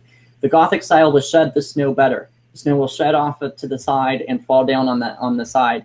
Now you may need to come and clear that snow out from the side because it does end up adding pressure onto the hoop house from the sides as it builds up if it's not melting in between snowfalls. So that's something to consider when it comes to them. But definitely build it with a Gothic style. And the little quick hoops, you'll want to put them closer together if you have a snow load. Yes. And the plastic PVC is not going to hold up as well as if you did it with like a metal conduit and bent the metal conduit over. Johnny Selected Seats is a company that has a bender that you could bend those metal conduits. The contact is in the reference. handout. In fact, if you get a lot of snow, you can even plant stuff under there, and it'll snow, and the snow will act as an insulator. As long as there's still light going, getting through, your plants will be able to grow, and then when the snow melts, you could come back in. Elliot Coleman uses quick hoops in Maine for some crops. For example, he grows his carrots under quick hoops there. Okay, so then Claudette says, what is the length of the pipes? 10 foot for a quick hoop. So listen carefully, because we're going to go over this quick. 10 foot for a quick hoop. The one that my brother-in-law David did with the caterpillar tunnel, he actually, I said in the video 20 feet, he actually did 24-foot long bows. You can do 20 foot too. You can do either 20 or 24 foot. Yeah, just the longer it is, of course, the wider growing space you get underneath it. Okay, Erica says, how long do heirloom organic seeds last? Basically, from what I understand, seeds should last between 2 to 3 years if they're kept reasonably well. They can definitely last longer than that. They can definitely expire sooner than that. But if you keep them in a dark, cool environment that is dry, right? Yes. Dry, dark, cool environment, then they should be able to last for 2 to 3 years. But ideally, you keep them refrigerated or frozen, and put them inside some moisture-proof container, Ziploc plastic bags, or canning jars, or some sort of a plastic Tupperware type container, something that'll keep the moisture out. Okay, Dad, did you cover where we got the sandbags from? I forgot when we talked about that. I think that several of the places mentioned on the resource sheet that sell row covers, I think most any place that sells row covers will sell sandbags as well. Yeah, and if you want to know specifically where we got those ones from, send me an email, and I can give you some resources on that too, or a resource on that. That's for Wes. That was asking that. Okay, so Bonnie says, what is the material used for the hoop house, the hoops and connection? Is the connection over rebar? This is about the caterpillar hoop house. Well, that's a good point that I was wanting to touch on that. In that video, David, my son-in-law, was using ground posts, and then the bows were fitting inside those ground posts. So those ground posts were about, what were they? A couple feet off the ground. Yeah, so I think they were about 5 or 6 feet long, and then he drove them into the ground, so they were secure in the ground that way. But and so if you use that sort of a system of construction, probably you'll want to consider that caterpillar tunnel more or less permanent in that position. But there are people who are using a large size rebar and driving that into the ground, like we did for the quick hoops, and then setting the bows over that rebar. Now, what some people do in that situation is they'll weld a little protrusion off of that rebar, and then tie your ropes that go across onto that protrusion, and that also acts as a reference as to how far to drive the rebar in. And stops your post when it comes down over it, so that they're all at level with each other. So, yeah, so that they're all the same. There are other people that use a system of put some washers over the rebar and then take their string off of the rebar from underneath the washer. So there are a number of different ways of doing it. And if you do a search for caterpillar tunnels online, you'll find a number of different designs and people experimenting with different things out there. Okay, friends, we're trying to get through as many of these questions as we can, doing them in order as they came in.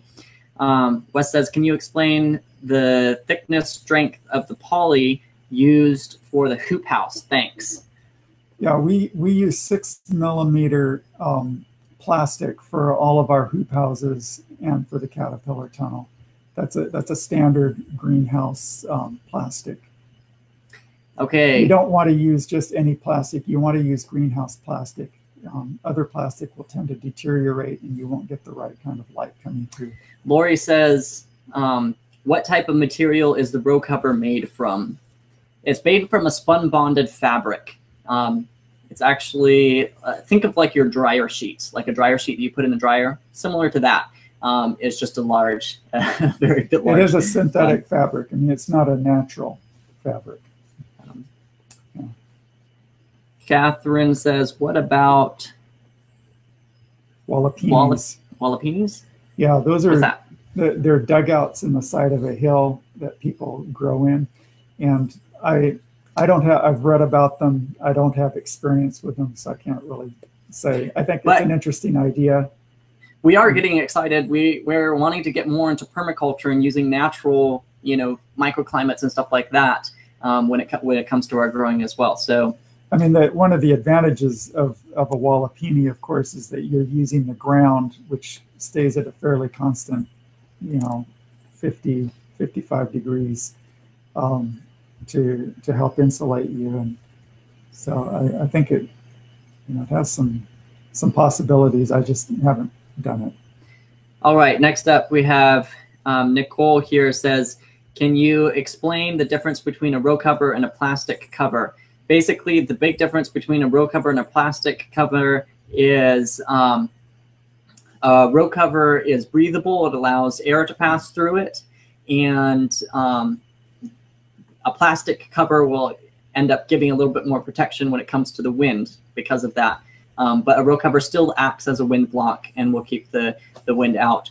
A plastic cover will heat up much more inside when the sun's out. A row cover doesn't allow quite as much light through as the plastic does, because the plastic is basically clear. But a row cover, well, the one we referenced should allow 70% of the light to come through. So those are a couple different differences between the two of them. So we would one's a fabric cloth like blanket, the other one's plastic.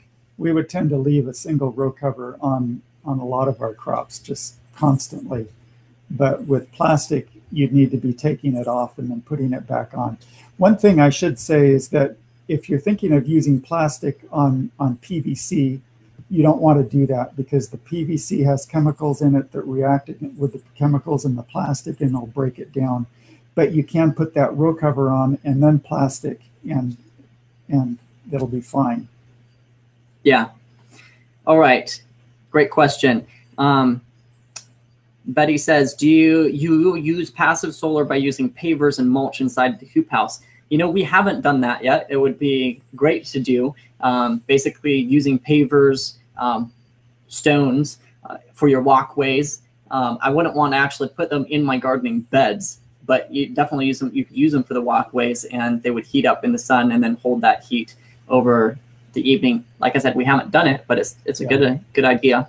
Another thing that people do is put large water barrels on where they catch the sun in their hoop house, and those will heat up in the sun and add passive heat like that as well.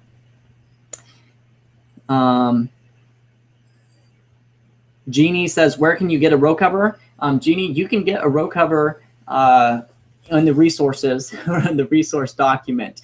There's a link to that there's a link to where you can download that document in the email that I sent out, and I had it earlier on the webinar. So click over there and download that, and there's links out to where you can get row covers. Amy says, how do you know when and how long to ventilate if you're using plastic? Basically, on sunny days, you'd want to uncover it, unless it's very, very cold.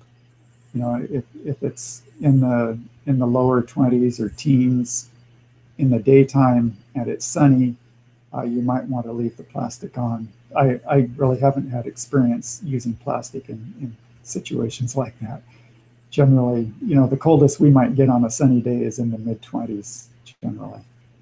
So. Great question there, Amy. Judith says, can I use the conduit for a caterpillar house? Can I use the conduit? You can use plastic. Are you talking about the plastic conduit that we used for the quick hoop? I'm guessing that's what you're talking about there. And yes, you can use plastic conduit. You'll want to use a larger one. and a 20-foot length one, or 2 10-foot lengths ones put together in the middle. You know, they have the where they can fit together. Again, the main concern there is you don't want to put your plastic directly on the conduit. You can paint the conduit or put some other kind of material between the plastic and the conduit. You just, otherwise, your plastic will deteriorate very quickly, and you'll be disappointed in that, I'm sure. Great question. All right, here comes David. He says, I noticed you used weed mat. Is it much more beneficial to the soil to use 5 centimeter or more of sugarcane mulch to help with the weeds? And how often do you need to till the soil, therefore need to apply more mulch? I'm guessing you're seeing the caterpillar tunnel. Do you want to touch on that, Dan? I would say that it's definitely more beneficial to use a natural mulch. Yes. Because it's going to be adding organic matter as it breaks down over time. So if you can use straw, like a straw mulch, a leaf mulch. Some people are getting good results with a bark chip mulch. That's been pretty hot topic around. I've heard mixed stories about it. I've heard people that say it's great. I've heard people that say that they didn't have as good of an experience with it. One thing with the bark chips is you definitely don't want to till them into the soil because that will tie up the nitrogen in your soil. We did bark chip some of our flower beds, and they seem to be doing pretty well. So that's just a little bit of experience on that side. But yeah, it would be more beneficial to use a natural mulch than to use like a plastic or a ground cover. Now, with those caterpillar tunnels, we put ground cover around the edges too. And that can be helpful just to keep the weeds down when you're walking around them. When Paul says ground cover, he means a landscape fabric. Black landscape and fabric. And then on the beds themselves was a plastic mulch to prevent weed growth. Yeah, and AXA was just asking that as well. What is the use of the black plastic? That use of the black plastic was simply for practical reasons to keep the weeds down. That was the reason why it was used there. But if you can stay on top of the weeds, we would say, by all means, try to use it as little as possible. It's much better not to. All right, Melissa says, how thick is the plastic that you use for your caterpillar tunnel? We touched on that. It's 6 mil. And how long are the metal hoops? We touched on that as well, 20 to 24 feet. Melissa says, yes, I would like to know if there is some sort of chart for determining when to plant for winter gardens. Yes, there is. One resource is, and you can email me and I can send it to you, is a resource from, or if you're a member, it's in the members area. It's a resource to Johnny's Selected Seeds. They have a fall planting calendar, or calculator, not calendar, calculator. Both a fall one and a winter one. A fall one and a winter one, yeah. A little bit different. And so basically what you do is you plug in your last frost date, average last frost date, and it will calculate how soon you need to be planting those veggies to go through it. It's not comprehensive, but it's got a pretty nice sized list of veggies. It'll give you a general idea. What you'll have to do is you'll have to get experience and know for sure for yourself where you are. And you can Google Johnny's fall planting calculator, and it'll come up. Good question, Melissa. All right. Next question here. Gratiella, is there an outdoor temperature below which you should not remove the row covers during the day if you have kale or Swiss chard growing, for example? Yeah, I generally leave them, just generally leave them on. But if I was, if the temperature is below freezing, I would not want to remove them. But otherwise, I'd leave them. Yeah. Yeah. If it gets hotter than 40, 50, around 50 degrees, then you want to remove them. Yeah, then we generally take them off. Okay, Isela says, I signed up last week. Welcome, so glad to have you in. But I want to know when I'll be charged the $15 a month so I can keep track of my online bills. So just so everybody's really clear with the garden launch, it's a $1 trial period for a month. So Isela, you will be charged the first $15 payment today, probably this evening, and then it'll be a month from today would be your next one, and it'll just continue on from that for as long as you want access to the information and to join in. And just to clarify for everyone, this webinar we did is an open webinar for anyone and everyone. Of course, our members are a part of it as well. The future member webinars are going to be closed to the members group that we're going to be having monthly. So that's just to clarify in case people were wondering. Joseph here says, if we are buying a house in a few months, do we have to wait until spring to get started? I would say yes and no in some ways, because if you buy a house in a few months, well, a few months, that's what, December? Yeah, I would say November, December. It's too late. It'll be too late to get started. I mean, what you can do is in January or February, you can be starting your tomato plants, for example, indoors, getting ready to transplant them. But it's midwinter is not the time to be starting something in the ground. Yeah. All right. Jennifer says, do you guys know anything about companion planting or gardening? And one thing I'll say is that we'll be very upfront and honest with you all. We haven't done a lot of companion planting and gardening where we're mixing veggies together. We have done some, but I wouldn't say that we have the expertise to say that this works really well and this doesn't work really well when it comes to it. Do you want to add? Well, I guess I do believe that there is something to companion planting. Like Paul said, we haven't done a lot of that just because we're coming at it from a market garden perspective, and we need the efficiency of having distinct crops in different places, and mixing things up like companion planting would do. It's a little extra work for us. But we lived in Tanzania for several years, and there was a wild marigold weed there, and we had issues with the army ants. They would go on the march and invade the house, and I had people tell me, if you take some of this wild marigold and just lay it in front of your door, they won't enter. And I was skeptical, but it really worked. I tried it out, and I had tried old engine oil and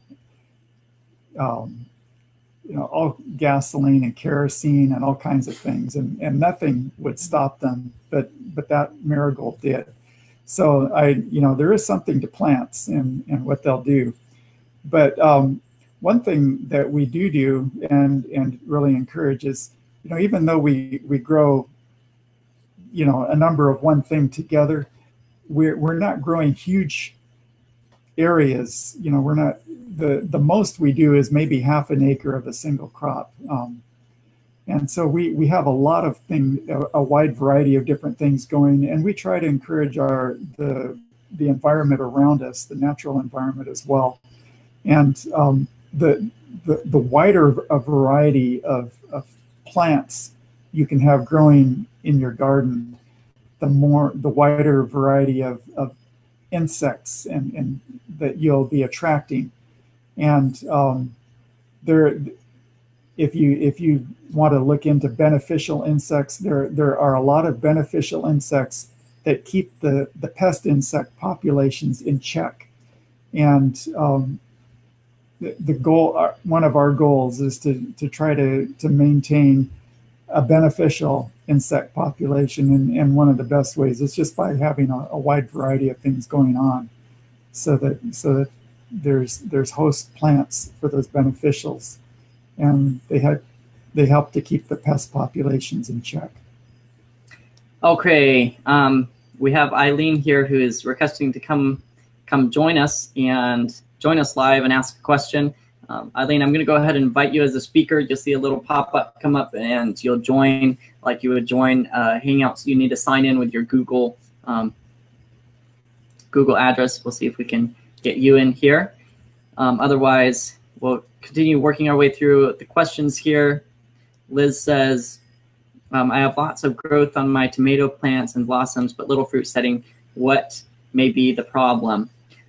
We're going to try and hit these really quickly because we've got quite a bit of questions here, and it's getting late. Liz, one problem may be, the first problem that comes to mind is that it may be an oversupply of nitrogen to the plant. If you have too much nitrogen, it puts that into the leaves, and then it doesn't set fruit very well. So you can never know until you actually like test your ground for it. Another thing we've noticed is just that when it gets very, very hot, that'll tend to happen. You know, the fruit won't set. And so one thing that you can do is simply grow a cover crop on it. You know, it's using up that nitrogen, and then next time it should be better. Just don't add more nitrogen to it. Nancy says, what do you use for the hoop houses, for the hoops on the caterpillar houses? And if metal, where do you get it? That's a great question, Nancy. Yes, it was metal. It was metal pipes. You can't, like we mentioned earlier, you can use plastic conduit. You want to make sure it's gray so that it doesn't break down with UV light. The metal, you'll probably want to source it with, find like someone that builds hoop houses or something around near you, and you could source metal like that. For we in the resource sheet we listed the place that we've gotten several hoop houses from them, and the caterpillar, the bows and the caterpillar, the demonstration caterpillar tunnel were purchased from this place. It's called Deerfield Supplies. They're in southern Kentucky, just a couple hours north of us, and they have very good prices on a number of things. So I'd encourage you to check them out. They do not have a website. They're Mennonite folks. They do have a phone and they'll do a credit card, but they don't have a website. All right. It looks like Eileen might not have been able to jump in here. She says, will you repeat this? I got interrupted. That was earlier. Eileen, yes. I mean, no, we're not repeating the same one, but it is recorded, and we'll send out a replay link where you can watch it again. Stacy says, what tips do you have for growing potatoes? Do you have anything on that, Dad? Yeah, I don't know exactly where you're coming from, but they do like a cooler soil. We've tried planting them in midsummer, and you need to either put them a little bit deeper or, you know, but they like a cool soil. That's and the more you hill them, the more potatoes you're going to get. It is very good to hill them as much as you can. Great question, Stacy. Wes says, can you tell where is the best source and cost for row covers? Thanks, guys. Again, look at the resources that we gave in the resource document. That's the best places that we know of for getting row covers at the moment. Jenny says, how well do potatoes grow in the greenhouse in the winter in Arizona? In Arizona, I would guess they do well. I don't know, but now it would depend on day length, right? They might slow down. Yeah, they might slow down, but I don't think. I mean, I'm thinking lots of sunny days in Arizona, and you know it's south, so I would guess they would probably do okay. Yeah. Vicky says, where can I get sandbags as opposed to sand in paper bags? Vicky, we touched on that earlier. Look at the resources that we put in the resource document. Not all of those have sandbags, but some of them should have sandbags. And if you can also email me and I can send you a resource. Catherine says, will you walk through the process of determining a planting date for winter vegetables? How can I start building my graph for my area? So basically, here's the quick process. Google how to find your last average frost date. So just type in Google last average frost date. Then you should find a website pretty easily. Old Farmer's Almanac is one that does this. You can put in your location and it will tell you when's your last average frost date. So maybe your first average frost date, because we're going into the winter. So first average frost date. Your first average frost date may be October 2. Now, then you'll look at what you want to grow, and you'll want to make sure that it's mature by October 2, so you'll work backwards. So say it takes 50 days to mature, you're going to work backwards from October 2, 50 days, you'll plant it back then, it'll be mature by the time of your frost date, and then you'll go into the winter. Or actually by the day length. Yeah, the is more important. The fall planting guide on Johnny's will be working with this frost date that Paul's talking about, but the winter planting guide will be looking at when your day length reaches 10 hours. And I have a link that we can, I can't give it to them right now, but we have a link that we can give you. Yeah. That will let you know for your latitude when you'll reach 10 hours of daylight in your in the winter. For us, it's towards the end of November, around November 26 or 27. Email me and I can send it to you, but we're also going to be putting it inside the garden launch members area as well. Yeah, actually inside the course we'll walk you through that better than we can do it here.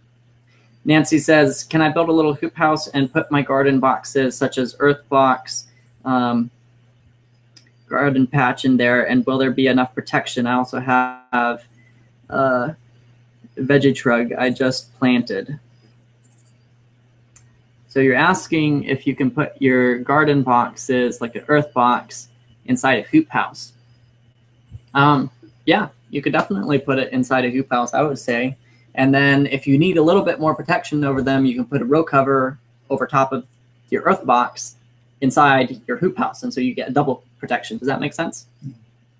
The veggie trug is a raised, at least what I'm understanding. I've seen some things like this. It's like a little garden bed up on a stand. That and raised beds may not do well. I don't know where you are, but it may not do well in the winter. If it gets very, very cold, they will tend to freeze faster than the ground will. So they're not really the ideal thing for winter growing. Yeah. All right, Scott says, how directly can we transfer learning to other countries, for example, seasonal and cultural differences, example, Australia, language, Celsius versus Fahrenheit, different veggies and names, resources, names, and tools you recommend, etc. Scott, this is an excellent question. First of all, I'll just say that we have members from all over the world inside the members area. You wouldn't be new from if you are, for instance, from Australia. And hey, if you're from Australia, we have family roots. My grandmother was born and raised in Australia, so that's great. We love it. I would love to come visit you sometime. But in Australia, in the gardening course, for the most part, I do include, when I talk about Fahrenheit, I do include Celsius as well. So there is that crossover. It is true that when it comes to resources, we're mainly talking about resources here in the States because that's where we're based off of. Those are the resources that we know and understand.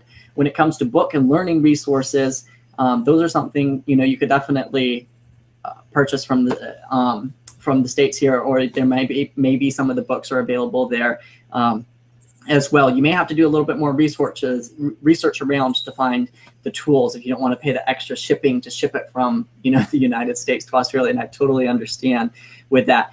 As far as it comes to a different country and different climates, it's true that different climates are different, and so what we share in the course, while it may have things that are specifically pertain to our climate, our area, the Northern Hemisphere, some of it is going to translate into the Southern Hemisphere as well, because you just have the season flipped from what we do, from what we have.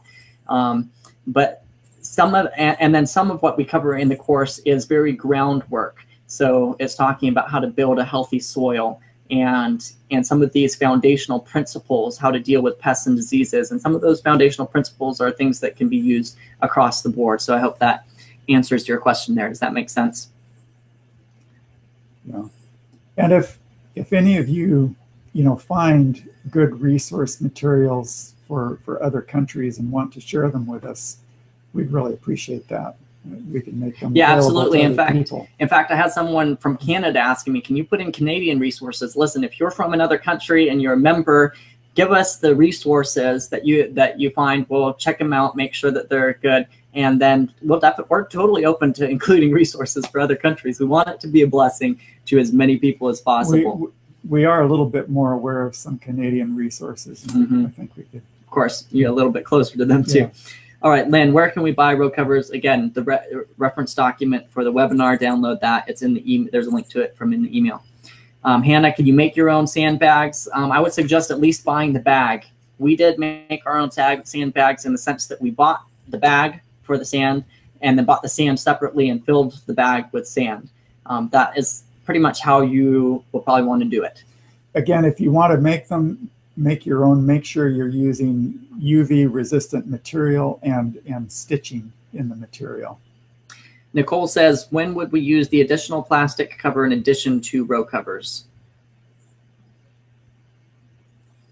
So for instance, if we used a row cover and then plastic on top of the row cover? We're thinking, I'm thinking about a quick hoop. Oh, a quick hoop would be, okay. Yeah. I would say only if it's very, very cold. Like, your daytime temperatures are going to be in the 20s or less. Yeah. For us, we've just decided that using the plastic on top of the quick hoops was just too much of a hassle, and we can get by using this, single or double floating covers, and they're just so much easier to manage than the plastic. And so we've just stopped using plastic on quick hoops. Yeah. Okay, Vicki has a question about jumping in with the Garden Launch membership. She says, I thought it was $1 for 1 week. Vicki, it absolutely is. It's $1 for 1 week. You have access to everything for that 1 week. And that's just because I want you to be able to see. I don't want money to stand in your way. I want you to be able to see what's included there and make a good decision of whether this is something for you or not. So you can jump in for just $1. I mean, it's hardly anything. And you have access to everything. Then you decide whether you want to stay. And when you decide to stay, then it's $15 a month after that. Just want to make that clear so that everybody's on board so we understand what's going on here. And that $15 a month continues your membership, allows you to continue access to everything and join in with our live events that are just for the members. Great question there, Vicki. Absolutely. Lana says, can you store seeds in a freezer? Yeah, we covered that already. Okay. Would plastic shopping Walmart bags work instead of sandbags? Unfortunately, Candy, no, they won't. They will just break down. Yeah. They're not heavy duty enough. Yeah. Lori says, once you have the hoop house secure, how do you keep the gophers out? Yeah, that's a challenge. And fortunately, we don't have a problem with gophers. What we do have a problem with is voles. I don't really have a good answer for that. You can try trapping. There are people who have recommended the sonic spike that you put in the ground. We have not tried that. I should. I'd like to try it. We've heard mixed results on that. Yeah, some people say it works. Some people say it doesn't. Okay, Dwayne says, how do you till the soil in your hoop houses? Dwayne, that's a good question. And inside the hoop house, we don't actually usually come in with like a rototiller or something that tills up the soil and mixes it up like that. We use what's called a broad fork. It's got tines. You come in and you put the tines down into the ground and pull them back, and it loosens the soil. I wish I could show you a picture of it right here. So what we do is we have permanent beds fixed, set. And so sometimes it took a lot of work to dig those permanent beds. and get them worked up initially. But once they've been worked up, we use these broad forks. Here's Paul's a gonna picture. show a picture. So you can't really see the bottom. You can't see of the it. bottom of them. You can but see the handles, but just imagine a bar going across between the handles, and then it's got tines that are about 18 inches long going down from there. So you punch that down in the ground, but you have to have ground that's fairly loose. It has to be already worked up in order for that to work. But once you've worked your ground and added organic matter and whatever, from there on you can just continue using the broad fork. And so we go down the bed, loosening the soil. We're not turning the soil, just loosening it with the broad fork. And then we'll use what we call a 3-pronged cultivator after that to go and break up the clods and maybe work in any amendments or organic matter that we want to work into the soil. Again, we're not working it in deep. We're just kind of scratching the surface and breaking the surface clods. And then we'll take a bed preparation rake. That's a rake that's about 30 inches wide. Our beds are 30 inches wide, and we'll just rake it all smooth with the rake. And then we're set to either direct seed or transplant into. All right, friends, it's getting late. We're coming down to the end. I know some of you are, I'm sure some of you are tired. This has been a fire hydrant. You've received a lot of information, all in a short amount of time. We've got a couple more questions here that we're going to cover. Brian here says, do you have a way of keeping track of your crop rotation software, written out bed layouts, something else like that? Yeah, I would encourage you to write it out, but just one simple idea that you may have thought of, or maybe not, but others people might be interested, is to look at your plants in families. So we have the brassica family. That's your cabbage, kale, broccoli. It's a huge family. It has a lot of different plants in it, turnips. But so we'll try to have a designated area for brassicas, and we keep the brassicas in that area. Then you have your Solanaceae family, which is your tomatoes and your peppers and your potatoes and your eggplants. So we'll have a special area for those crops. And then, another area for your lettuce type crops. And so you keep your crops by families, and then you move those families from one area to the next. And you can set up a rotation so that you have your families moving around. And I would highly recommend looking at Elliot Coleman's book.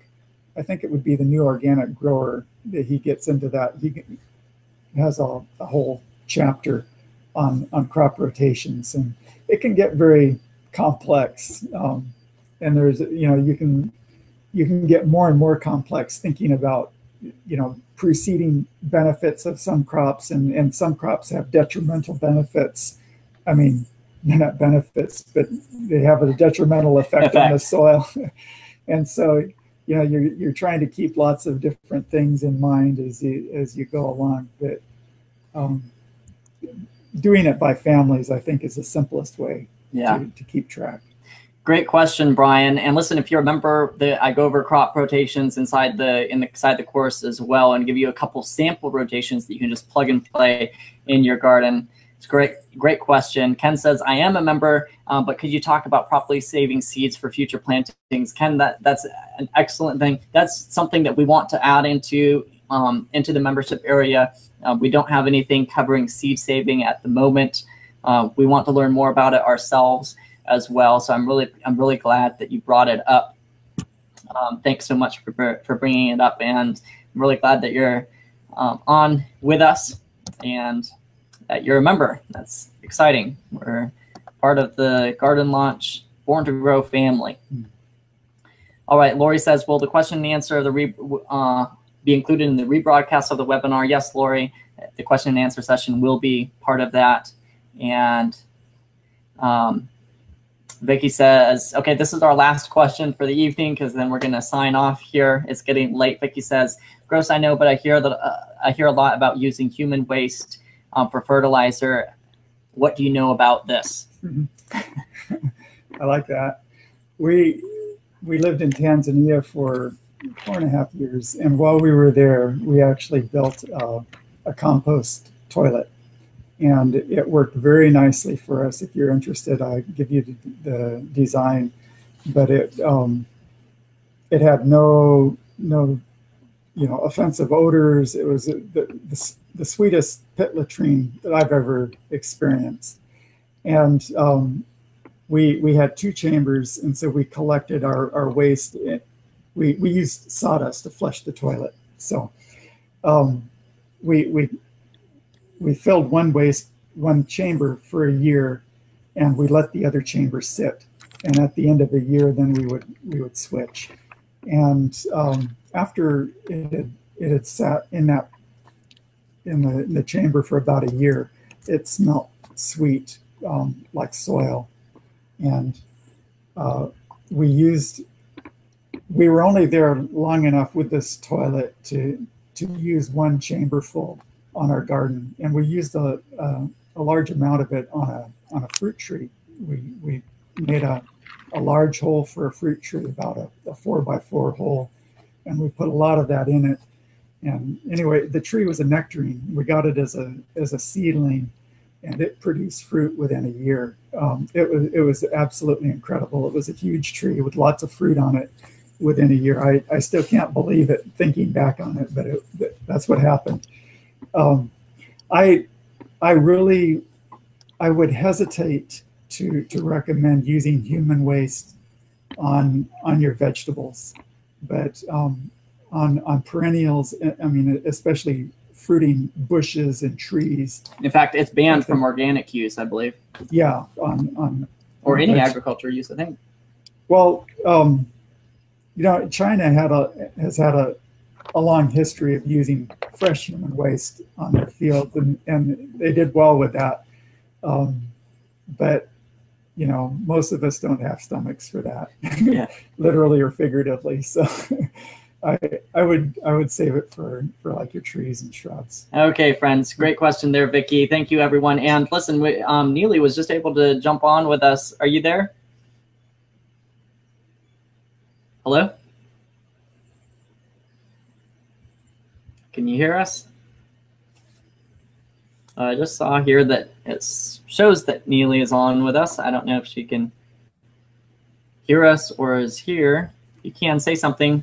We'll take you on as we close out. Otherwise, we're going to wrap it up for the evening. Thank you so much, everyone. I guess it's not working to jump on here with her. So thank you, everyone, for jumping on with us. We really appreciate it. I just want to remind you one more time, if you jump on tonight, jump into the Garden Launch membership area. It's just $1 to start for a week, and then $15 a month. Helps us keep these things going. And we want to be a blessing to you. If you feel like you could use more training like we just did this evening, and be a part of our live monthly Garden Launch meetings where we come together, then that's the thing for you to do. And anyone who signs up tonight will be included in a bonus coaching call with my dad and myself. It's a group coaching call where we'll all come together and we'll take more questions, and we can talk about your garden and all of that. I'd like to say just a little bit more about the live monthly webinars. They're going to be somewhat similar to this one. Our plan is to kind of work through the seasons and work through the course, so that each time will be in general kind of covering a particular area of the course that is pertinent to that time of year, and talking about what to be doing in your garden right now, either right now or in the near future, so that you can kind of be keeping up, and we'll be sharing what we're doing in ours. So as you go through the year, you'll get a whole picture. what to be doing each month as you go along. Yeah, we're really excited about it. My dad just has been working on putting together a schedule that he was just talking about, what you were just saying, Dad. Yeah. Covering the different topics that we're going to be going. So we're excited about it. We're excited to have all of you members that have already joined. We're really excited about the days ahead. This is something that's brand new. It's just launched. We've just started these live meetings. In fact, these first two, are here for you. Of course, we opened them up to the public. But our next live meeting coming up is just going to be for members only. So if you want to be a part of it, then jump in. And like I said, if you jump in this evening, then you'll be included in that bonus coaching call with my dad and myself, group coaching call all together. So thanks, everyone. Did you have anything else you wanted to add before we sign off? All right. We've appreciated all the discussion and input. Appreciate you all jumping in with us. We couldn't do these without you, and they're here for you. I really hope that you had a blessing. I hope you can take the information that you learned here and that you can apply it in your garden, and that it will be a blessing to you. Even the free information that we're giving, because we want this to be a blessing to you. So have a wonderful evening, and we'll catch you next time. God bless. Good night.